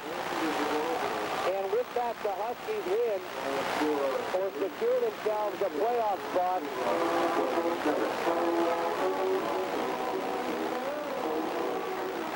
Now, I tell you what, it sure looked like from here that Nate Stewart had made a catch.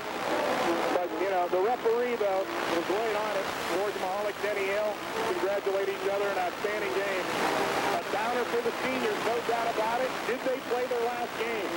Now they have to sit and wait. 34-27 the final. We'll be back right after.